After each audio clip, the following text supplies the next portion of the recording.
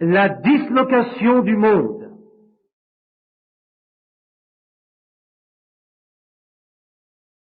Merci beaucoup, frère Neville. Bonjour, mes amis. Quand je me suis couché ce matin, il était déjà l'heure de me lever. Aussi, je suis un peu fatigué. Ils ne sont pas venus. En quelque sorte, ils sont venus alors que nous ne les attendions pas. Frère Chakarian, des hommes d'affaires du plein évangile, le président de ce mouvement, sa femme tomba malade et donc on la conduisit à l'hôpital. Si vous ne savez pas qui était Morphée, c'était un dieu païen de Rome, le dieu du sommeil. Donc ce matin, vous allez tous supporter avec moi mon petit mal de gorge et je vais essayer de ne pas vous garder trop longtemps. En tenant ce service ce matin, je me proposais dimanche prochain, je pensais donner mon message de Noël. Mais si je le fais, des personnes qui vivent hors de la ville viendront et cela pourrait déranger leur soirée de Noël à cause du retour. Aussi, j'ai pensé que ce serait mieux de nous réunir et d'adorer le Seigneur ce matin. De cette manière, ce sera ma participation au service de Noël. Et ainsi, dimanche prochain, vous pouvez aller à si vous habitez loin, vous pourrez aller à votre église, d'où que vous soyez et quoi que vous désireriez faire. Et je désire remercier ce frère pour ce beau chant. Je suis entré alors qu'il chantait. C'est vraiment beau. Et j'ai toujours entendu ma femme et vous tous vanter la voix de ce frère. Et quand je l'ai entendu chanter pour la première fois, ce n'était pas au tabernacle. Maintenant, n'est-ce pas quelque chose? Notre frère ici au tabernacle, il a fallu que j'aille à Shreveport, Louisiane, pour l'entendre chanter son premier chant. Comme les choses sont étranges, n'est-ce pas? Et ensuite, nous avons pensé que de faire cela nous donnerait un moment dans notre réunion. Et aussi, les routes étaient encore si mauvaises. Je me demande si frère et sœur Dao ont pu venir de l'Ohio. Sont-ils arrivés? Où êtes-vous, frère Dao? Oui, je me posais simplement la question. Avez-vous beaucoup de neige là-bas? Bien. Ainsi, il n'y en a pas à Cincinnati. Il n'y en a même pas autant qu'ici. Ils n'ont même pas de neige du tout. Hier, c'était la première fois que je prêchais à Cincinnati. Et nous avons passé une journée merveilleuse. Un nouveau chapitre qui n'a même pas un an. C'est un chapitre très bien, des gens très bien. Nous avons pris plaisir à cette réunion. Puis on vient de m'appeler pour être à Columbus demain pour la dédicace d'un autre chapitre ou un service que frère Chakarian devait assurer. Mais je dois d'abord prier à ce sujet. Il faut que j'aille à Phoenix aussitôt après ceci, vous savez. Et nous commençons à Phoenix le 12. Ce sera le déjeuner des hommes d'affaires. Et je ne sais pas exactement où ce sera. Je crois que ce sera à Ramada Inn. Cela se tiendra à Ramada Inn. Le chapitre des hommes d'affaires se tient généralement là pour le déjeuner. Puis dimanche, je commence et dimanche, un déplacement de 12 jours environ à Maricopa Valley, Phoenix, Tucson. Et j'ai un dîner lundi soir, le lundi suivant à Tucson, un dîner avec les ministres et les hommes d'affaires du plein évangile de Tucson. Puis ensuite, je reviens à Phoenix et je crois à Glendale et à différents endroits. Puis la convention commence le 20. Quand, frère Fred? Vous rappelez-vous exactement? Le 24. Du 24 au 28 ou 29, quelque chose comme cela. Puis le Seigneur voulant, nous rentrerons à la maison. Nous verrons comment nous avons avancé ici. Nous verrons au sujet des 7 sceaux, à partir de là, et nous verrons où nous en serons. Maintenant, je crois qu'on m'a dit que nous avions des bébés à présenter au Seigneur ce matin. Est-ce juste? Y a-t-il une mère avec un bébé à présenter au Seigneur? Doc me l'a dit. Eh bien, je me trompe peut-être. Oh, oui, monsieur, les voici, très bien. Voudriez-vous, frères et sœurs, amener vos enfants? Merci, sœur. Je pense que c'est vraiment le bon moment pour présenter les enfants. C'est Noël. Frère Neville, voulez-vous le faire? Maintenant, alors que nos bien-aimés amènent leurs petits-enfants ce matin, c'est seulement maintenant beaucoup de gens dans beaucoup d'églises. Et s'il y en a certains qui étaient à cette convention hier, ils ont entendu comment frère Brown, un épiscopalien rempli du Saint-Esprit, s'est excusé auprès des croyants pentecôtistes de baptiser les bébés. Aussi évidemment, il dit ce qu'il devait faire, car les épiscopaliens baptisent, aspergent, c'est ce qu'ils appellent baptiser. Mais baptiser signifie immerger, aller dans une inhumation. Mais beaucoup font cela. C'est une forme qui vient en réalité de l'Église catholique.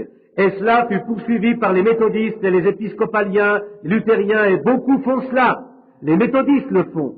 C'est ce qui fit la séparation entre les nazaréens et l'Église méthodiste, le baptême des bébés.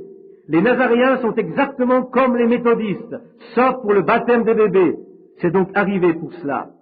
L'Église de Christ est une Église chrétienne, en tout, sauf pour la musique dans l'Église. Et ainsi ces petites questions qui séparent et détruisent la communion fraternelle et tout cela. Oh, nous sommes tous un en Jésus-Christ. Vous ne pouvez pas vous joindre à une église. Vous vous joignez à une loge, mais vous ne pouvez pas vous joindre à une église, voyez-vous? Car il faut que vous soyez nés dans l'église. C'est une naissance spirituelle. Et ainsi chacun a des idées différentes. Cela ne nous empêche pas de nous entendre, c'est bien. Mais pour nous, ici au tabernacle, nous voulons faire exactement comme la Bible dit de faire. Exactement. Et il n'y a aucun verset dans les Écritures qui dise de baptiser les bébés. Il n'y a aucun verset dans la Bible qui dise d'asperger. Et le seul passage dans la Bible à ce sujet est que lorsque l'on amena des enfants à Jésus, lui qui est notre exemple, il posa ses mains sur eux, il les bénit et dit, « Laissez venir à moi les petits enfants et ne les en empêchez point, car le royaume des cieux est pour ceux qui leur ressemblent. » Maintenant, c'est de cette façon que nous essayons de continuer. Maintenant, comme pasteur, je pose mes mains sur ces enfants, et nous savons qu'elles ne sont que de piètres remplaçantes de celles du Seigneur, car il était saint. Mais s'il cherchait par toute la terre ce matin une main sainte, où la trouverait-on? Il n'y a rien de tel sur la terre, voyez-vous, mais par sa grâce, nous le représentons. Et les enfants que nous présentons ici, nous allons poser nos mains sur eux et nous allons offrir des prières et des actions de grâce parce qu'il les a donnés aux parents, qu'ils soient comme des fleurs dans votre maison pour embellir votre chemin dans la vie, qu'ils soient élevés dans la crainte de Dieu et que ces petits-enfants deviennent de grands ouvriers dans le royaume de Dieu s'il y a un lendemain. Passage non enregistré sur la bande. Frère Branham présente les enfants et prie. Eh bien, c'est une mauvaise journée dehors, mais une bonne journée dedans. Et vous savez, j'ai rencontré un homme qui m'a dit avoir vu récemment un homme qui se plaignait. Oh, disait-il, c'est un jour affreux, il pleuvait, il faisait mauvais. Et alors l'autre dit, c'est un jour merveilleux. Et l'homme dit, comment pouvez-vous dire que ce jour est merveilleux? Il répondit, je vais vous le dire. C'est ce que le docteur m'a dit il y a un an, que je n'avais plus qu'une semaine à vivre. Il dit, alors chaque jour est donc un jour merveilleux. Oui, ainsi c'est juste, c'est un jour merveilleux. Aussi nous sommes tous, c'est, comme a dit le frère, nous étions tous condamnés à mort. C'est juste, à la mort et au tourment. Mais maintenant, c'est un jour merveilleux. Nous sommes vivants en Christ et nous ne pouvons plus mourir. C'est terminé, voyez-vous, nous sommes véritablement en Christ. Maintenant au tabernacle, le frère Argan Braid, je prends généralement mon temps. Aussi, si vous avez faim, quand l'heure du dîner approche, vous pouvez vous esquiver. Je me sens si fatigué ce matin. Oh, il fallait que je parle de choses et d'autres pour tenir jusqu'à ce que je puisse, que l'Esprit du Seigneur vienne sur moi. Courbons donc la tête maintenant et prions avant de lire la parole. Combien de requêtes pour d'autres choses que vous avez pour lesquelles on n'a pas encore prié? Levez simplement la main pour qu'on le sache. Maintenant, levons-nous ce matin pour prier. Cela vous fera changer de position et cela vous aidera peut-être un peu. Et après la prière, je voudrais que vous restiez debout encore quelques minutes pendant que je lis la parole. Je crois que c'est merveilleux de se tenir debout respectueusement pendant que l'on lit la parole de Dieu. Notre Père céleste, nous venons à toi aussi humblement qu'il nous est possible, le cœur vidé de tous les désirs du monde et de ses plaisirs, et comme notre frère l'a lu et nous l'a montré, la joie du Seigneur est notre force. Et nous venons le cœur joyeux d'avoir ce privilège de venir dans ta présence pour te demander tout ce que nous désirons. Et la joie nous vient quand nous regardons à ta parole. Et nous avons la promesse que si nous la croyons, cela nous sera donné. Qu'est-ce qui pourrait exalter davantage un cœur humain qui bat que de savoir que Dieu, l'immortel et éternel, nous a donné une telle promesse? Maintenant, pardonne-nous, Seigneur. Et si nous avons péché ou si nous avons fait quelque chose qui t'a déplu, avant de demander ces choses, car nous savons qu'il est écrit, si notre cœur ne nous condamne pas, nous obtenons ce que nous demandons. Mais maintenant, pardonne-nous tout ce que nous avons fait. Considère-nous, Seigneur, avec miséricorde, avec pitié. Regarde comme nous sommes pitoyables, Seigneur, de petits mortels qui rampent là sur la terre et qui se traînent dans cet endroit plein d'iniquité. Mais au fond de nos cœurs, nous savons que quelqu'un viendra un jour qui nous enlèvera de cet endroit vers un endroit meilleur, et nous nous en réjouissons. Et je te prie, Seigneur, pour toutes ces demandes. Tu sais ce qu'il y avait derrière ces mains levées. Accorde-le, Seigneur. Je prie pour moi-même, pour la force et la voix ce matin, pour m'aider à prêcher l'Évangile. Et nous te demandons de nous bénir ensemble alors que nous célébrons le temps de Noël. Seigneur, fais que nous trouvions le véritable esprit de Noël et qu'il demeure en nous à jamais.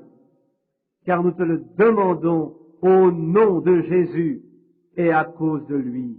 Amen. Maintenant, si vous voulez bien rester debout un moment, je voudrais lire ce matin d'abord dans le livre de Michée, puis dans Hébreux, le 12e chapitre des Hébreux, pour rassembler un petit texte que j'aimerais prendre ce matin comme message de Noël. Hébreux 12, 25. J'étais très pressé ce matin quand je me suis levé et je n'ai pas pu mettre tout en place comme je le voulais. Je commence avec le 2e verset dans Michée. Michée 1. Écoutez, vous tous, peuple, sois attentifs, terre, et ce qui est en toi. Que le Seigneur l'Éternel soit témoin contre vous, le Seigneur qui est dans le palais de sa sainteté. Car voici, l'Éternel sort de sa demeure, il descend, il marche sur les hauteurs de la terre. Sous lui les montagnes se fondent, les vallées s'entr'ouvrent comme la cire devant le feu, comme l'eau qui coule sur une pente. Et dans Hébreux, le 12e chapitre et le 25e verset, nous lisons ceci. Gardez-vous de refuser d'entendre celui qui parle, car si ceux-là n'ont pas échappé, qui refusèrent d'entendre celui qui publiait des oracles sur la terre, combien moins échapperons-nous si nous nous détournons de celui qui parle du haut des cieux. Maintenant, Seigneur Dieu, ajoute ta bénédiction à la lecture de ta parole, et donne-nous chaque jour les choses que tu veux que nous connaissions, pour que nous puissions, en quittant ce lieu, sentir que nous avons été en ta présence, et que nous pouvons avancer avec une vision nouvelle et une meilleure compréhension et une résolution plus forte que celle que nous avions en entrant. Car nous te le demandons au nom de Jésus. Amen. Vous pouvez vous asseoir. N'est-ce pas une lecture un peu curieuse pour un jour de Noël? Mon but en faisant ceci était d'apporter à l'Église peut-être quelque chose d'un peu différent, parce qu'à la radio, pendant la période de Noël, vous allez entendre et réentendre la vieille histoire si familière des rois mages venant de l'Orient pour trouver l'enfant Jésus, et l'adoration des bergers, et l'apparition de l'étoile, et toutes ces histoires de Noël qui forment notre croyance religieuse d'aujourd'hui. Elles sont toutes très bien, et je suis reconnaissant pour cela. Mais j'ai pensé que dans l'église ce matin, et certainement notre pasteur ce soir peut-être, ou dimanche prochain, apportera un message, quelque chose sur cela. Et j'ai donc pensé apporter quelque chose qui change, un autre point de vue sur Noël. Et j'ai choisi ce texte. Maintenant, juste quelques mots. Et maintenant, je vois que vous changez de place. Certains se lèvent, d'autres s'assoient, et c'est très gentil. Et bientôt nous aurons une salle afin que nous ne pouvons, je suis désolé que nous ne puissions pas occuper les côtés. les services de sécurité ne nous y autorisent pas à cause du feu. Mais nous aurons un peu plus de place très bientôt, le Seigneur voulant. On a déjà commencé et ce sera fini aussitôt que nous pourrons. Et ce sera un endroit complètement différent, du moins en ce qui concerne la partie matérielle. On ne verra plus rien de l'ancien tabernacle. Il y aura des vitraux aux fenêtres et un revêtement de briques autour. Ce sera complètement différent. Mais le vieux bâtiment restera ici, car nous avons une raison pour cela, voyez-vous, que les vieux murs demeurent, voyez-vous, mais nous allons le recouvrir et l'entourer de pierres, etc., mais il reste exactement le même. Maintenant, Noël. Je souhaite que les gens veuillent et puissent vraiment comprendre dans ce monde ce que Noël est exactement. Maintenant, le premier mot, Christmas, Noël en anglais, note du traducteur, est une expression catholique. Cela veut dire la messe de Christ. Voyez, la messe de Christ. C'est l'Église romaine qui a établi cela au début. Et Christ n'est pas plus né le 25 décembre que je ne le suis. Non, ce n'est qu'un tas de dogmes, ce n'est rien d'autre. Le monde entier, comme dit le prophète, n'est qu'une plaie gangrénée, c'est vrai. Il n'y a absolument rien de propre nulle part. Toutes les vacances sont soutenues par... le Père Noël a pris la place de la fête de Noël, de la naissance dans la crèche. Les petits lapins, les poussins, les chapeaux neufs ont remplacé la résurrection. Et où Dieu intervient-il dans tout cela, voyez-vous? La raison de ceci, c'est parce que les hommes et le commerce, eh bien, on a commencé à acheter des cadeaux de Noël depuis des mois. Et qu'est-ce que cela est d'autre si ce n'est du paganisme? Il n'y a rien de divin là-dedans. On essaie de dire, ce sont les cadeaux des rois mages. Ce n'est rien d'autre qu'une excuse du diable. Si vous voulez donner quelque chose, donnez votre vie à Christ. Ne donnez pas quelque chose les uns aux autres. Donnez-le lui à lui. C'est pour cela qu'il est mort. C'était le but de sa venue, voyez-vous? Mais on en arrive au point où c'est même une malédiction pour les petits-enfants. Certains petits voisins au bas de la rue peuvent recevoir beaucoup, et d'autres petits-enfants n'ont rien, et ils regardent. Et c'est tout à fait mal, c'est tout. Et les commerçants font de grands étalages. Ma femme y est allée acheter quelque chose pour des petits-enfants il y a 3 semaines. On lui a dit, oh, nous avons tout vendu, tout ce que nous avions. Cette année, nous avions commandé le double du stock et nous avons tout vendu. 3 ou 4 semaines avant la période où on commence à faire ses achats. Oh, ce n'est qu'une grande affaire commerciale. Et après tout, savez-vous comment a commencé Noël, ce que nous appelons Christmas, la messe de Christ? En voici l'histoire. Ce n'est qu'une petite note que j'ai inscrite ici sur une page. J'ai juste terminé l'année dernière, avant d'avoir les 7 âges de l'Église, que je les enseigne ici. J'ai pris le concile de Nicée, et le pré-concile de Nicée, et le post-concile de Nicée, et les pères de Nicée, et les 2 Babylones de Hislop, et le livre des martyrs de Fox, et tout cela parce que j'avais entendu des ministres s'y référer. Mais je voulais le lire moi-même, pour voir, de façon à savoir, quand je le lirai ou que j'en parlerai aux gens, parce qu'au jour du jugement, je devrais répondre devant Dieu de ce que j'ai dit aux gens. Ainsi, je ne dois pas répéter ce que quelqu'un a dit qu'ils ont dit. Je veux le lire moi-même, voyez-vous, et savoir. Maintenant, vraiment, Noël, Christ, je crois, je peux presque le prouver. De même que la résurrection peut être prouvée en regardant au Créateur, comment il a créé toute la vie végétale, comment toutes les choses accomplissent son dessein. En mourant, est-ce qu'il meurt, vivra de nouveau, parce que c'est une vie perpétuelle. Mais la seule manière de revivre, c'est par une graine contenant un germe, voyez-vous? Maintenant, Dieu s'exprime dans cette création, et cela montre que tous ces dieux païens et toutes ces choses que nous avons ne sont pas bonnes. Voyez? Ce ne sont que philosophie et imagination. Mais celui qui créa le ciel et la terre s'exprime dans sa création. Ce qu'il est dans ce qu'il fait. Et alors, avez-vous jamais réfléchi, lorsque Christ naquit, le Fils de Dieu, pourquoi est-il né dans une crèche, dans une étable? Il a été placé là dans une crèche, parce qu'il était un agneau. Il ne pouvait pas naître dans une maison. Les agneaux ne naissent pas dans des maisons. Et maintenant, avez-vous remarqué que quand on le conduisit au calvaire, il ne pouvait pas s'enfuir? Il portait sa croix, il fut frappé jusqu'à ce que son sang coule, mais ils conduisirent l'agneau à l'abattage. Voyez-vous? c'était un agneau. Eh bien, si tous ces témoignages de la nature montrent ce qu'il était, quand les agneaux naissent-ils? En décembre ou en avril? Certainement. Voyez, ce ne sont que des non-sens, voyez-vous, de penser cela. C'est l'Église catholique romaine qui a fait cela. Avant qu'elle ne devienne l'Église catholique à Rome, environ en l'an 86, 106, quelque chose comme cela. Oh, excusez-moi, plutôt 306. Maintenant, nous voyons que les païens romains adoraient Jupiter, qui est le dieu soleil. Ils adoraient Astarté, qui était le dieu lune. Ou autrement dit, la mère du ciel. Eh bien, pour arranger tout cela, ils ont dit qu'Astarté, ou Dieu, la mère du ciel, n'était plus, elle se répétait en Marie. Ainsi, c'est toujours de l'idolâtrie. Le christianisme et l'idolâtrie sont réunis. Ensuite, alors ils supportèrent, ils adorèrent, ils respectèrent le jour de naissance de leur Dieu soleil qui était Jupiter. C'est entre le 1er décembre et le 25 que le soleil ne change pas. Il passe son Capricorne. Et à propos, je voudrais vous lire quelque chose que j'ai vu dans le journal, juste pour vous secouer. Vous parlez de ce qui est arrivé là-bas, à la rivière, ce fameux jour. Je vais vous montrer ce qu'on a trouvé à Jérusalem, il y a seulement quelques semaines, d'après un journal.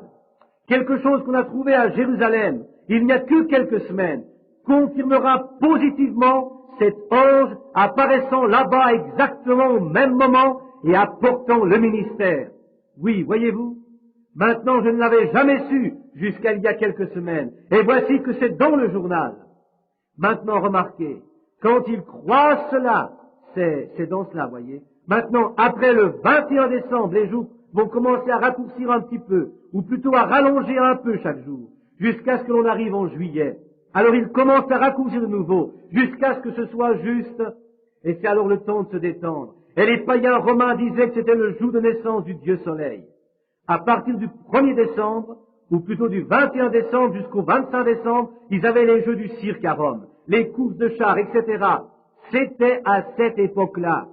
Eh bien, alors quand les chrétiens, ou les chrétiens romains, ajoutèrent leur dogme pour avoir les deux côtés, à la fois les païens et les chrétiens, ils disent, si c'est le jour de naissance du Dieu Soleil, fêtons en même temps le jour de la naissance du Fils de Dieu.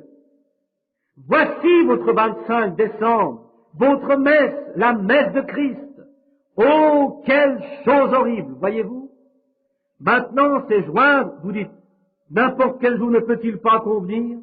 Oui, mais joindre Christ au paganisme, la même chose qu'il est venu abolir, on la joint à nouveau à elle, voyez-vous. C'est cela qui est mal. Et le Père Noël, un vieil homme en Allemagne, appelé Chris Kringle, il fait sa tournée en donnant des cadeaux aux enfants le jour de Noël. C'était un catholique, on en a fait un saint, maintenant c'est Saint Nicolas, voyez-vous.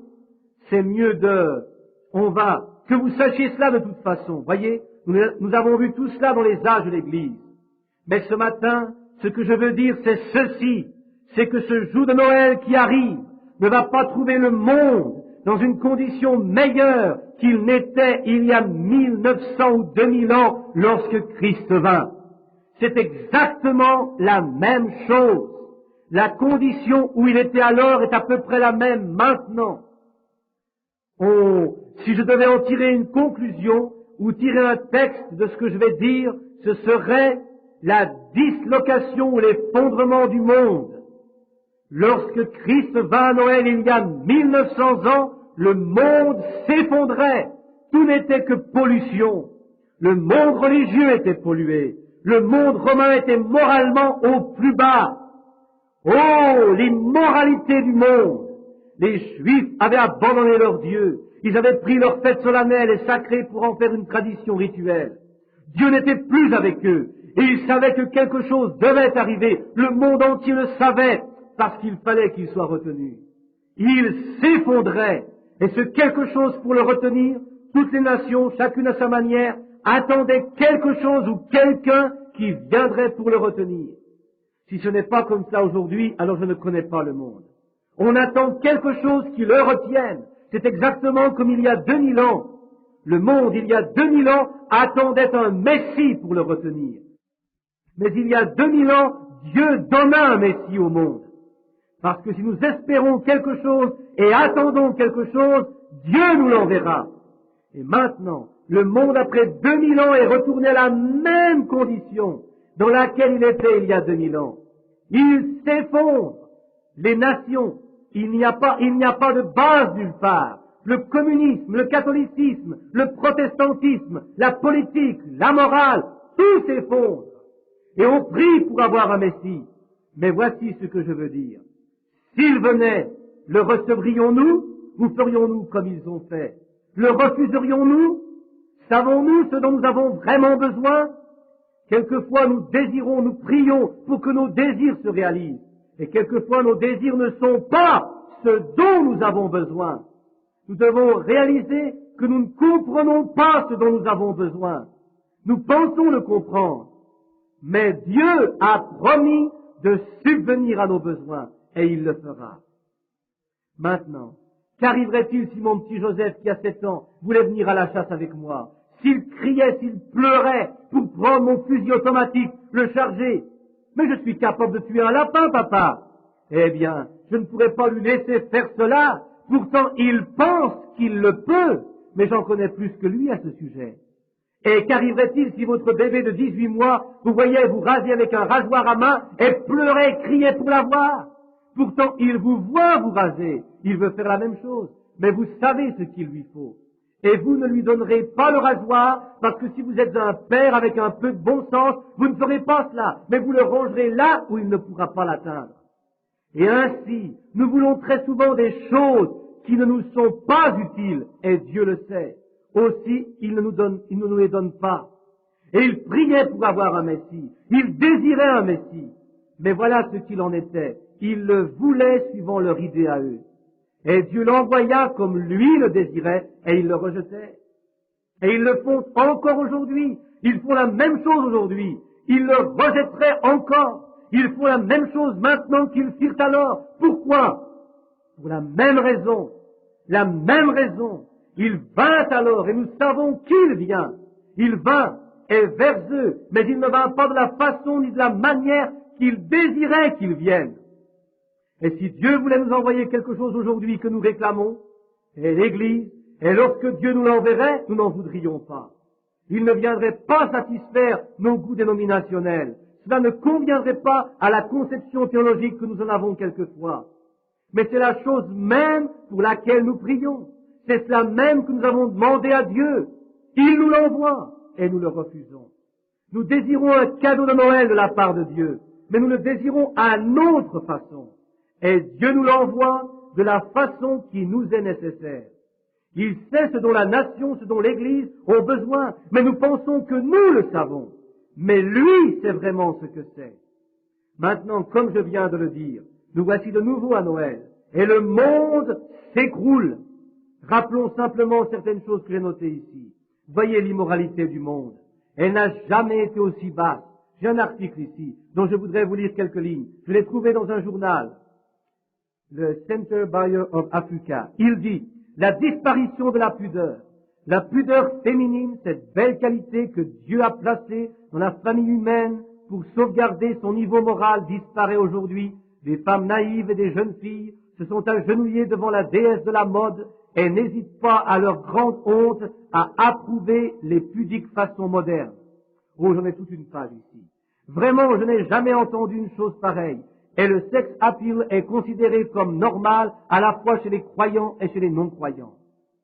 C'est comme ceci. Ce matin, notre cher frère Argan Braith et moi-même, nous descendions la route et nous parlions de ce sujet et nous disions qu'il est difficile de trouver une fille qui ait suffisamment de pudeur pour rougir. Elles ont entendu tant d'histoires osées et d'obscénités qu'il n'y a plus rien qu'on puisse dire qui les fasse rougir. Il y a quelques années, quand je n'étais encore qu'un jeune garçon, la moindre petite chose, et leur visage se colorait pour une petite chose. Et la combinaison d'une petite fille qui dépassait de sa robe à l'école, j'étais là et je parlais, et quand elle leva les yeux et vit que la combinaison de cette petite fille dépassait un petit peu, son petit visage devint rouge, elle s'éloigna, une fille de 16 ans. Eh bien, c'est une qualité donnée par Dieu pour sauvegarder notre moralité. Alors, pouvez-vous vous étonner de ce que je m'insurge à grands cris contre ces extravagances que nous avons aujourd'hui? S'appeler chrétien et se conduire de cette manière, les femmes s'habillant de cette manière et agissant comme elles le font, les hommes fumant des cigarettes étant autre chose, et les ministres derrière la chaire faisant des compromis, et ils ne veulent même pas vous laisser venir à la chaire prêcher contre ces choses. Ce n'est pas étonnant que nous fassions aujourd'hui tout ce que l'on faisait il y a 2000 ans. Rappelez-vous, quand Israël commença à agir de cette façon, Dieu suscita un Jérémie. Et quand ce temps fut passé et qu'ils recommencèrent, il suscita un Jérémie qui leur envoya. Et Dieu ne change pas sa façon de faire les choses. Il est le Dieu éternel. Il ne peut pas changer. Sa première idée étant bonne doit rester toujours la même. Ce dont nous avons besoin aujourd'hui, c'est d'un message loin de la puissance messianique de Christ. Mais l'accepterait-on? On le demande par la prière. Mais voudrait-on le recevoir? Non, monsieur, on ne le recevrait pas. On le crucifierait comme on l'a déjà fait. Le cœur humain est trompeur. La moralité, les luttes nationales, quand le monde a-t-il été moralement parlant plus près de s'effondrer qu'aujourd'hui? Et qui conduit la danse? Nous, les Américains. Quand j'étais à San Angelo à Rome, ici il n'y a pas longtemps, aux catacombes de San Angelo, il y avait un écriteau là pour les Américaines. Vous êtes priés de vous vêtir pour honorer les morts avant d'entrer dans les catacombes. Une nation religieuse, supposée être une nation qui craint Dieu. Nous vivons sur les expériences passées d'autres personnes, nos ancêtres, qui eux étaient des chrétiens. Les luttes nationales. Jamais à aucune époque le monde n'a été plus déchiré du point de vue national, ni plus près de s'écrouler que maintenant. Vous voyez bien, les éditoriaux, les nouvelles, et les commentateurs, les observateurs, etc., parlant des bombes et de ce qu'ils pourraient faire, un simple petit pays détruire le monde entier, et la paix n'est pas parmi eux. Vous ne pouvez apporter la paix de cette façon. La paix et la fraternité ne peuvent pas venir par la politique. Elles viennent par Christ. Ils ne veulent pas la recevoir. Je pourrais en dire des choses ici. La corruption dans notre propre politique. La politique est tellement pourrie. Vous avez entendu le Moniteur l'autre soir, je suppose, ou je pense qu'on le retransmet pendant 1 heure ou 2 depuis Louisville ici, à travers tout le pays. On le donne de temps en temps sur différents sujets. Et on a parlé de M. Nixon qui se détournait de la politique après avoir perdu la course politique à Los Angeles ou en Californie, et on se demandait s'il reviendrait. Et après 2 ou 3 heures d'émission, je l'avais écouté en allant chez frère Charlie ici, et je l'avais écouté à la radio en venant avec frère Wood. Et on a fini par trouver que Nixon, dans toute la partie est ici, aussi loin que l'émetteur pouvait atteindre depuis le Mississippi jusqu'à la Pennsylvanie, qu'il avait battu M. Kennedy. Et que les gens appelaient et exprimaient presque 4 voix contre une en faveur de Nixon. Alors un homme se mit à dire, si on n'avait pas eu ces machines truquées, il serait président. Vous y êtes. La politique, les tromperies, c'est pourri des 2 côtés. Je ne le blâme pas, moi aussi je lèverai les mains, et je laisserai cette saleté corrompre le monde, car cela va avec lui de toute façon. Mais levez les mains vers Christ et dites, me voici Seigneur. Les luttes nationales. Et maintenant, là où vous pensez qu'on devrait se tenir les coudes, on est tellement divisé. C'était ainsi il y a 2000 ans quand le monde s'écroulait. Il s'écroule aujourd'hui dans les mêmes conditions. Et aussi la corruption de l'Église. Oh, la corruption religieuse. Oh, c'est tellement ridicule de voir le monde qui, après avoir passé 2000 ans avec la Bible, le Saint-Esprit étant sur la terre, s'écroule aujourd'hui aussi complètement qu'il y a 2000 ans. La corruption religieuse. La politique se mêle à la religion et la religion se mêle à la politique. C'est horrible de voir cette situation. J'en sais quelque chose. Vous allez dire, frère Branham, vous ne devriez pas nous dépeindre un tableau pareil ici à l'époque de Noël. Vous devez savoir la vérité. C'est ce que vous devez savoir. Maintenant, comment pouvez-vous? Dieu bénira, mais cette bénédiction doit venir dans certaines circonstances, certaines conditions que vous devez remplir. Et si vous ne remplissez pas ces conditions, alors les bénédictions et les promesses de Dieu sont sans effet sur vous. Dieu promit d'être avec Israël s'il respectait les fêtes solennelles et toutes ces choses avec respect et sincérité, et Dieu fut avec eux. Mais quand ils n'en firent plus qu'un rite familial, alors Dieu refusa de rester encore avec eux. Il déclara qu'ils étaient d'une mauvaise odeur devant lui. c'est encore la même chose aujourd'hui. Il nous faut revenir à la vérité de la chose. Des luttes politiques dans les églises. Nous nous trouvons aujourd'hui avec environ 900 dénominations chrétiennes différentes qui sont toutes en lutte les unes entre elles, toutes entre elles. Eh bien, c'était un peu mieux quand il était là. Il n'y avait environ que 4 ou 5 partis différents, les pharisiens, les sadducéens, etc. Mais maintenant, nous en avons 900 et quelques. Donc, l'Église est dans une condition pire aujourd'hui à Noël qu'elle n'était il y a 1900 ans à Noël. Sa condition est pire maintenant. Des luttes dénominationnelles. Quelle en est la cause, mes amis? C'est parce que la politique a pris la place du Saint-Esprit. Le Saint-Esprit veut prendre la parole de Dieu et conduire l'Église à la victoire. Mais les programmes d'éducation, les programmes politiques, les credos et les dénominations l'ont conduite dans 900 directions différentes. Aussi, l'Église n'a pas de... ce qu'on appelle l'Église. Je ne veux pas dire la véritable Église. Elle continue à briller. Oh oui, elle est toujours la même. Mais ce qu'on appelle Église dans le monde, qui paraît être la charpente qui assure la cohésion du monde, qui unit ce que nous appelons aujourd'hui la morale et les choses du monde, elle est corrompue. Ses fibres sont pourries. Les termites de l'égoïsme l'ont rongée dans ses fondations mêmes. C'est absolument vrai. Maintenant, elle est exactement dans la condition qu'il est écrit qu'elle serait dans 2 Timothée 3, emportée, enflée d'orgueil, aimant le plaisir plus que Dieu, etc. Alors, si nous voyons dans quelles conditions est la politique parmi les nations, si nous voyons l'Église dans sa corruption et ses dénominations, comment pouvons-nous désirer que Dieu vienne à nous dans toutes ces choses? Dieu ne descendra pas avec nous dans ce ruisseau, avec toutes ces choses dans lesquelles nous désirons qu'il vienne. Il ne le fera pas. Il est saint et il sait ce qui convient. Si nous appelons, il nous répond. Et lorsqu'il donne la réponse, nous la refusons. Nous la désirons à notre manière. Nous essayons d'avoir Dieu et de nous sauver nous-mêmes par la chose même qui nous est prouvée. Église, écoute ceci, je te prie.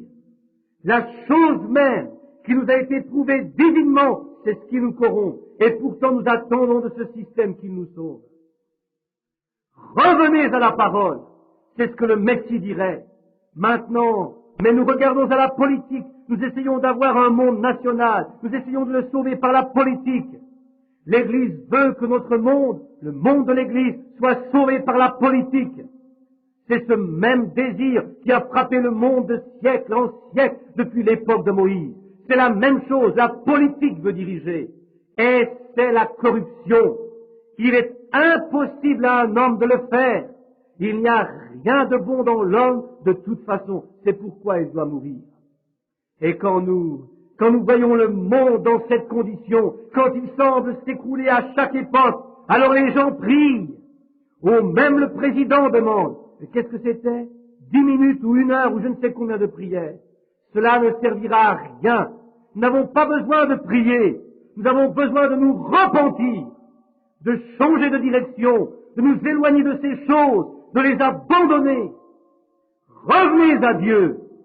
Je préfère que ma consolation repose sur la parole de Dieu et le baptême du Saint-Esprit, sur la présence de Christ, que sur toute la sécurité que peuvent vous donner la politique et les églises. Certainement. Parce que je sais que cela tiendra ferme. Nous n'avons même pas une nation. Il vaudrait beaucoup mieux pour nous n'avoir que la nation de Dieu, le royaume de Dieu. Dieu répond toujours et il leur envoie du secours, mais ils ne veulent pas le recevoir. À chaque fois qu'une nation se trouve dans cette condition, Dieu répond. Quand le monde plutôt atteint cette condition, quand il s'écroule, alors Dieu répond toujours à leurs prières. Il leur envoie un prophète ou quelque chose, un prophète puissant pour les secouer. Mais ils ne veulent pas l'écouter. Que font-ils? Ils le tuent. Jésus l'a dit. Lequel d'entre vous n'a pas un père qui a conduit les prophètes au tombeau et les a blanchis, les blanchit maintenant, construit leur sépulcre? Et vous êtes celui qui les a mis au tombeau. C'est vrai. Lequel d'entre vous? Ils ont demandé du secours. Dieu le leur a envoyé et ils l'ont rejeté. Alors qui est à blâmer? Dieu ou les gens? Les gens sont à blâmer, certainement. Quand Jésus naquit, ce monde, comme je l'ai déjà dit, s'écroulait. Il était contrôlé par la politique. Et la politique était corrompue en ce temps-là. L'Église nationale était corrompue. Les Romains et les Grecs attendaient un Messie oint. Les Grecs et les Romains, qui avaient certainement la plus grande partie du monde, se battaient entre eux, ils attendaient la venue d'un Messie oint. Et les Juifs désiraient la venue d'un Messie. Et les Romains attendaient un grand politicien qui soutiendrait Rome, prendrait le pas sur la Grèce et leur dirait comment faire et Rome gouvernerait le monde. La Grèce désirait un grand politicien pour la soutenir, un politicien oint, un Messie qui dirait « Eh bien, nous allons vaincre les Romains, les Juifs et tous les autres. » Voyez-vous, c'est ce qu'ils attendaient. Si ce n'est pas la même chose aujourd'hui, alors je ne sais pas ce que c'est. C'est juste. La politique désire un Messie oint. Les Juifs attendaient un Messie. Ils en voulaient un qui ne viendrait pas comme celui qu'ils eurent. Ils voulaient un général qui viendrait les débarrasser des Romains et des Grecs. C'était un Messie comme cela qu'ils voulaient. Ils priaient pour avoir un Messie de cette sorte. Les Romains disaient, envoie-nous quelqu'un, que nous élisions quelqu'un qui soit oint, un homme qui comprenne, un véritable génie en politique, qui connaisse exactement la stratégie pour vaincre la Grèce et le reste du monde. Et le reste du monde criait, envoie-nous quelqu'un qui soit si rempli d'un esprit de génie qu'il saura vaincre le reste du monde. Maintenant, si ce n'est pas l'image du monde aujourd'hui, je n'y connais rien. Et l'Église crie, envoie-nous un général qui viendra revêtir chacun de nous d'une armure, saura se servir d'une épée, nous apprendra la stratégie pour que nous chassions Rome, la Grèce et tous les autres de la terre. C'est ce qu'ils veulent. Diriger, c'est le pouvoir. C'est la même chose que nous trouvons aujourd'hui dans les églises. Vous, les méthodistes, vous attendez un Messie. Quel genre de Messie? Pas celui que Dieu vous enverrait. Vous, baptistes, vous attendez un Messie.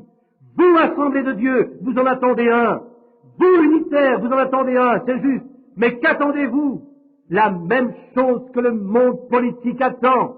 Vous attendez un grand génie mathématique, de grands intellectuels, avec un doctorat ou une agrégation, qui viennent dans votre église, qui mettra à terre toutes les autres dénominations, qui fera que tout le monde se joindra à vous. Un gaillard qui sera un si bon prosélyte qu'il pourra tout reprendre en main. Il réclame un Messie, ici, à Noël. Oh, qu'ont-ils obtenu? Ce qu'ils désiraient. Ils voulaient la prédominance. Le monde aujourd'hui veut la prédominance. L'Église veut la prédominance. Chaque dénomination. Mais voyez ce que Dieu leur a donné. Ils voulaient un génie militaire, ils voulaient un génie scientifique, mais Dieu leur a donné un agneau, un bébé. Quel contraste! Pensez-vous qu'ils vont accepter cet enfant qui pleure? Mais c'est ce dont ils avaient besoin. Dieu vous donne selon vos besoins. Certainement. Ils eurent un bébé alors qu'ils voulaient un général. Mais ils ont eu un bébé doux et humble. Dieu connaissait leurs besoins cependant. Il n'est jamais venu pour être un politicien national ou religieux. Et si le Messie venait aujourd'hui, il ne serait ni un politicien national, ni un politicien religieux. Et si nous réclamons une telle personne, Dieu nous enverra la délivrance, mais nous devons la recevoir de la manière dont il l'a envoyée. Ils ne l'ont pas fait, ils ne la désiraient pas de cette manière. L'Église crie aujourd'hui, « Ô Père Céleste, envoie-nous Jésus, je te prie, veux-tu l'envoyer, je te prie. » Et quand le Saint-Esprit commence à venir, cela, voyez-vous, eh bien, vous, nous ne voulons pas que cet homme nous dirige. Oh, je ne veux pas entendre parler de cela. Vraiment, je ne peux pas accepter cela. Ma dénomination ne veut pas croire cela. Alors c'est que vous ne désirez pas un Messie. Vous ne désirez pas l'onction. Si Dieu envoie un Messie, il sera exactement mot à mot selon la Bible. Exactement ce qu'il était la première fois. Le cri du monde, quand nous voyons les politiciens, toutes les autres choses, chasser la vie même hors de l'Église, et nous crions, et Dieu nous l'envoie, et alors nous le refusons. C'est juste, nous n'en voudrions pas. Non, si ce n'est pas en accord avec nos croyances dénominationnelles, nous ne pouvons pas le recevoir. Voyez-vous? Oh, ne voyez-vous pas ce que le véritable Noël? Les gens n'en veulent pas. Ils n'acceptent pas la façon dont Dieu l'envoie. Ils attendent quelque chose, mais ils n'en veulent pas. Maintenant, le jour où ils criaient, Dieu ne leur envoya pas un génie militaire, ni un grand général revêtu d'une armure, avec une épée ou une lance surnaturelle qui aurait pu vaincre Rome, la Grèce et tous les autres, et les repousser dans la mer pour les noyer. Il ne leur a rien envoyé de la sorte, bien qu'il l'ait fait une fois pour Moïse. Mais à ce moment-là, ils en avaient besoin. Mais il leur envoya un sauveur, et ils n'en voulaient pas. Ils pensaient qu'ils étaient sauvés. Voyez-vous? Et c'est ainsi pour les églises aujourd'hui. À cette époque de Noël, il y a tout ce clinquant et les illuminations, tout ce qui est païen et toutes ces choses que l'on retrouve à la fois dans les églises catholiques, dans les églises protestantes, aussi corrompues qu'il est possible. Et Dieu envoie un sauveur. Qu'est-ce donc? Le retour à la parole. Le Saint-Esprit, le Messie de Dieu et son oint pour oindre l'Église et la faire revenir à la parole. Pensez-vous qu'ils le désirent? Non, monsieur. Ils n'en veulent pas. Ils le refuseront exactement comme ils l'ont toujours fait. Il envoie un sauveur. Mais pourquoi envoie-t-il un sauveur alors? Je vais vous montrer un petit quelque chose qui va vous aider. Il y a un peuple prédestiné qui le recevra. Il y en avait un quand il vint la première fois. Il y en aura un quand il viendra la seconde fois. Peu importe ce que l'Église du monde en pensera. Il ne l'envoie pas en vain. Quelqu'un la recevra. Il y a quelqu'un qui l'aura, c'est tout. Mais pas le monde politique, ni l'Église politique, ni rien de tout cela. Mais lorsque vous criez que Dieu l'envoie, quelqu'un va le recevoir, c'est juste. Il envoya un sauveur, pas pour écraser les nations. Nous pourrions penser aujourd'hui que nous avons besoin d'un homme qui puisse faire face. L'Amérique veut un homme qui pourrait démolir la Russie. La Russie veut un homme qui démolirait le reste du monde et les enverrait dans la Lune. Mais Dieu nous envoie la paix. Dieu nous envoie l'espoir. Nous n'en voulons pas. Où on dit, nous pouvons avoir la paix. Les nations désirent la paix. Vraiment? Et on pense pouvoir l'avoir quand les Nations Unies se rassemblent. Eh bien, les Nations Unies en sont bien loin. La paix que possède ce monde aujourd'hui est comme un ballon de baudruche qui flotte dans l'air. Un simple petit souffle de vent peut le pousser où il veut, certainement. Un simple changement de politique le renvoie d'un côté à l'autre. On ne peut pas dire même une prière aux Nations Unies parce que cela pourrait choquer d'autres peuples qui sans doute ne croient même pas en Dieu. C'est ce que l'on appelle se stabiliser, n'est-ce pas? Être poussé n'importe où. Et encore autre chose, un ballon éclatera pour n'importe quelle raison. Amen. Et cette soi-disant paix du monde, garantie par les Nations Unies et autres, éclatera, c'est juste. La paix n'est pas là. On ne peut pas trouver une paix faite de main d'homme. Elle n'est pas là, emportée à tout vent. L'Église en désire une. Ils veulent. Leur paix est emportée à tout vent de doctrine également. Ils sont envahis de toutes parts. L'un d'entre eux dit, oh, je crois que tout ce que nous avons à faire est, vous pensez? Vous n'avez pas à penser. Dieu a exprimé sa pensée. Vous n'avez pas le droit de penser. Que l'Esprit qui était en Christ soit en vous. Et son but était de faire la volonté de Dieu. Il dit, si je ne fais pas les œuvres de Dieu, alors ne croyez pas en moi. Voyez-vous? Vous n'avez pas à penser. Il est celui qui pense. Que son esprit soit en vous. Vous penserez comme lui. C'est sa parole. Comment pouvez-vous penser différemment? Il nous a exprimé ses pensées. Mais nous voulons penser par nous-mêmes. Je pense qu'on devrait faire ceci. Hier, je voyageais avec une bien chère âme. Nous allions prier pour un enfant malade. Et lorsque nous arrivâmes près de l'enfant malade, la famille ne voulut pas que nous prions. C'était simplement l'idée de cet homme. Cependant, sur le chemin, cette dame dit, c'est une vieille dame de 81 ans environ, une femme intelligente, brillante, très gentille. Mais elle dit, je pense qu'il serait bien que, voyez, je pense.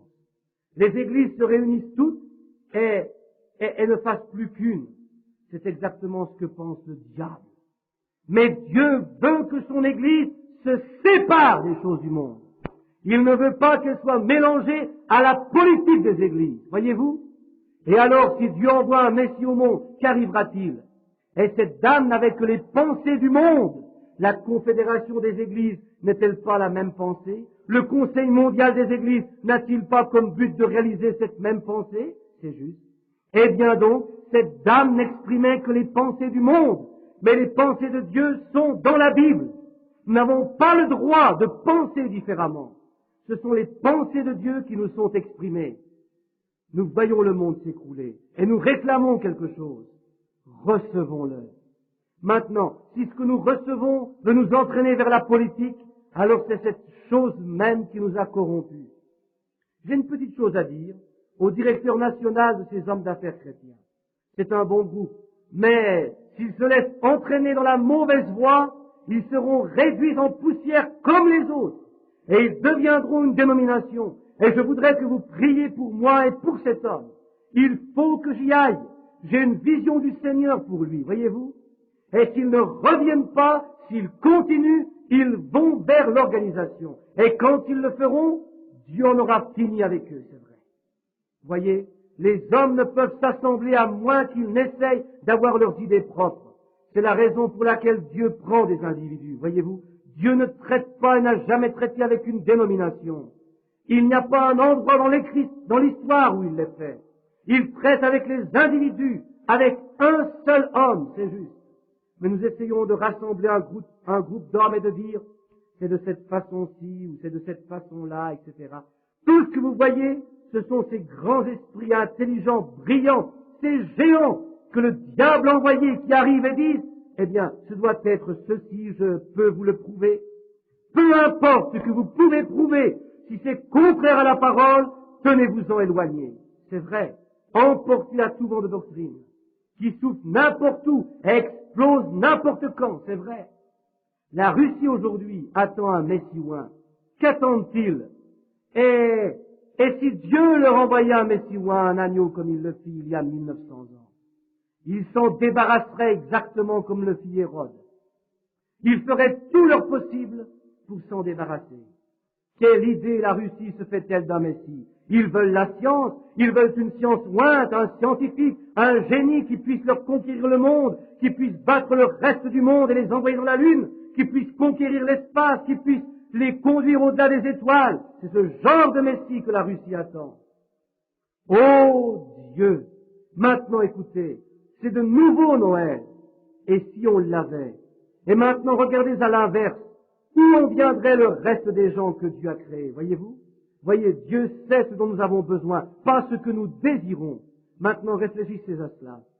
Et si la Russie avait son oint, il ne recevrait pas un agneau? Non, non, il ne le recevrait pas. Non, monsieur, ils n'en veulent pas. C'est là le problème. Ils n'en veulent absolument pas. Ils ne veulent rien de tout cela.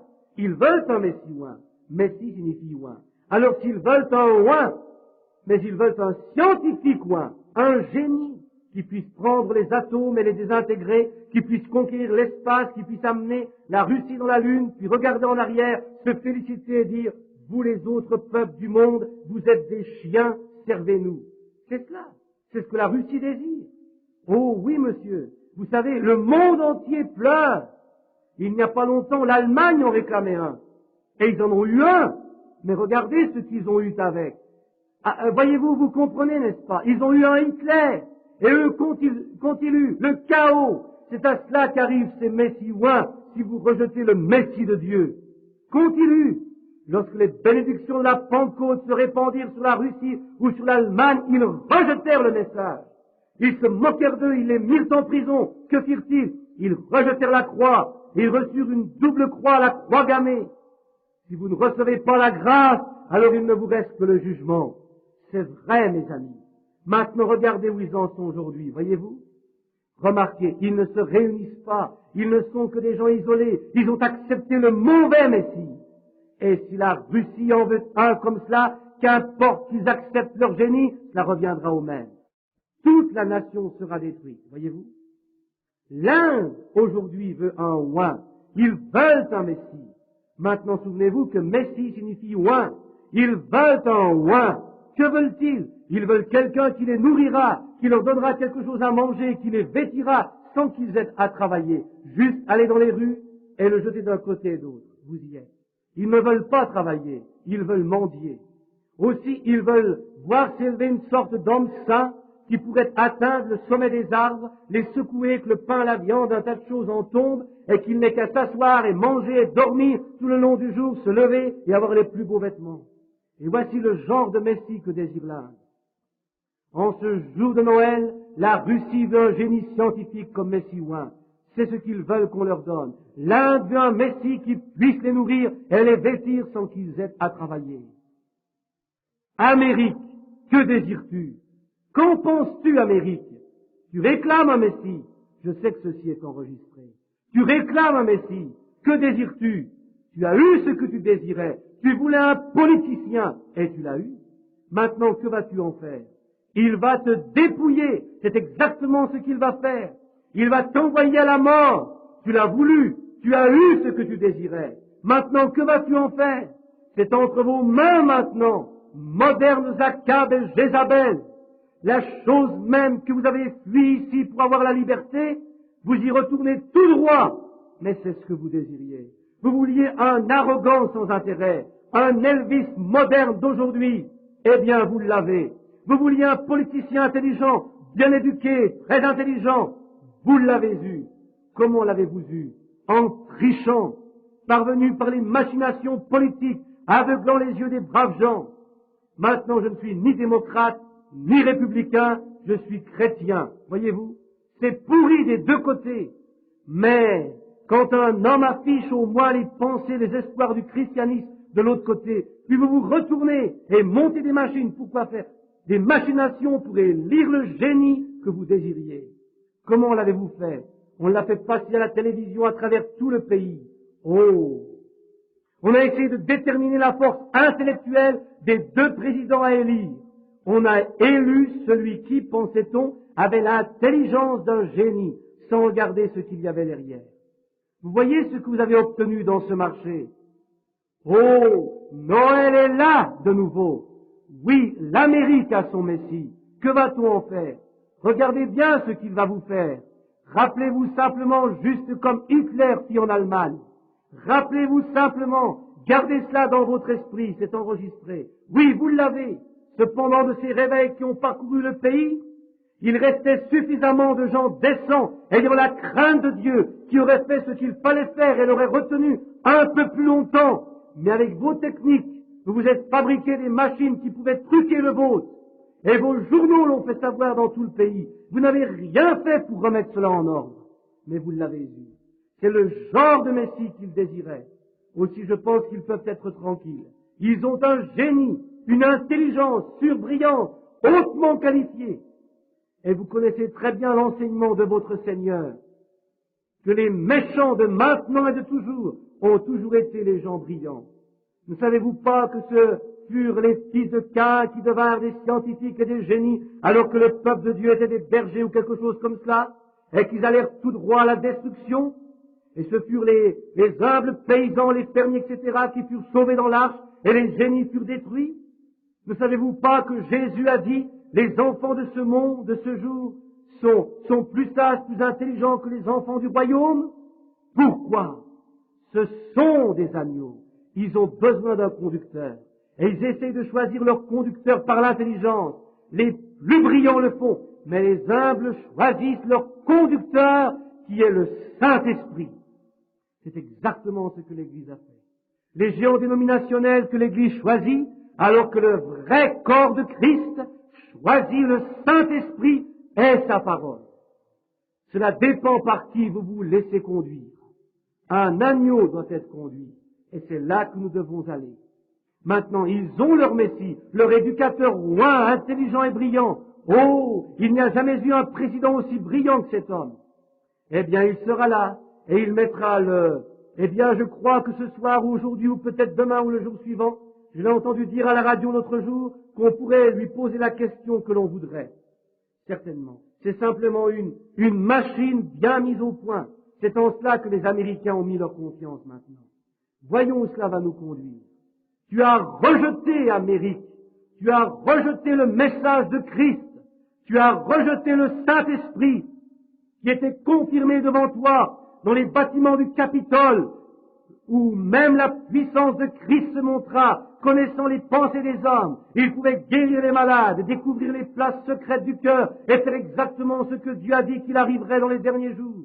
Et pourtant tu l'as repoussé. Il n'était pas assez distingué. Il était né dans une étable. Il avait une mauvaise odeur pour la nation.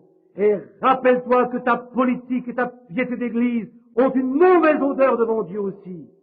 Dieu aime la douce odeur de l'humilité, mais l'Église ne veut pas de cela. Une fausse humilité. Dieu veut une humilité vraie. C'est ce qu'il aime. Maintenant, ils ont leur géant instruit. L'Église ne désire pas un Messie. Bien, que désire-t-elle? Elle veut un génie, un système dénominationnel pour qu'il les conduise à un point. Il faut que je prenne mon temps de façon à être sûr que ce sera entendu ici et au loin. L'Église aujourd'hui veut un génie oint qui arrange tout de manière à ce qu'il puisse vivre dans le monde.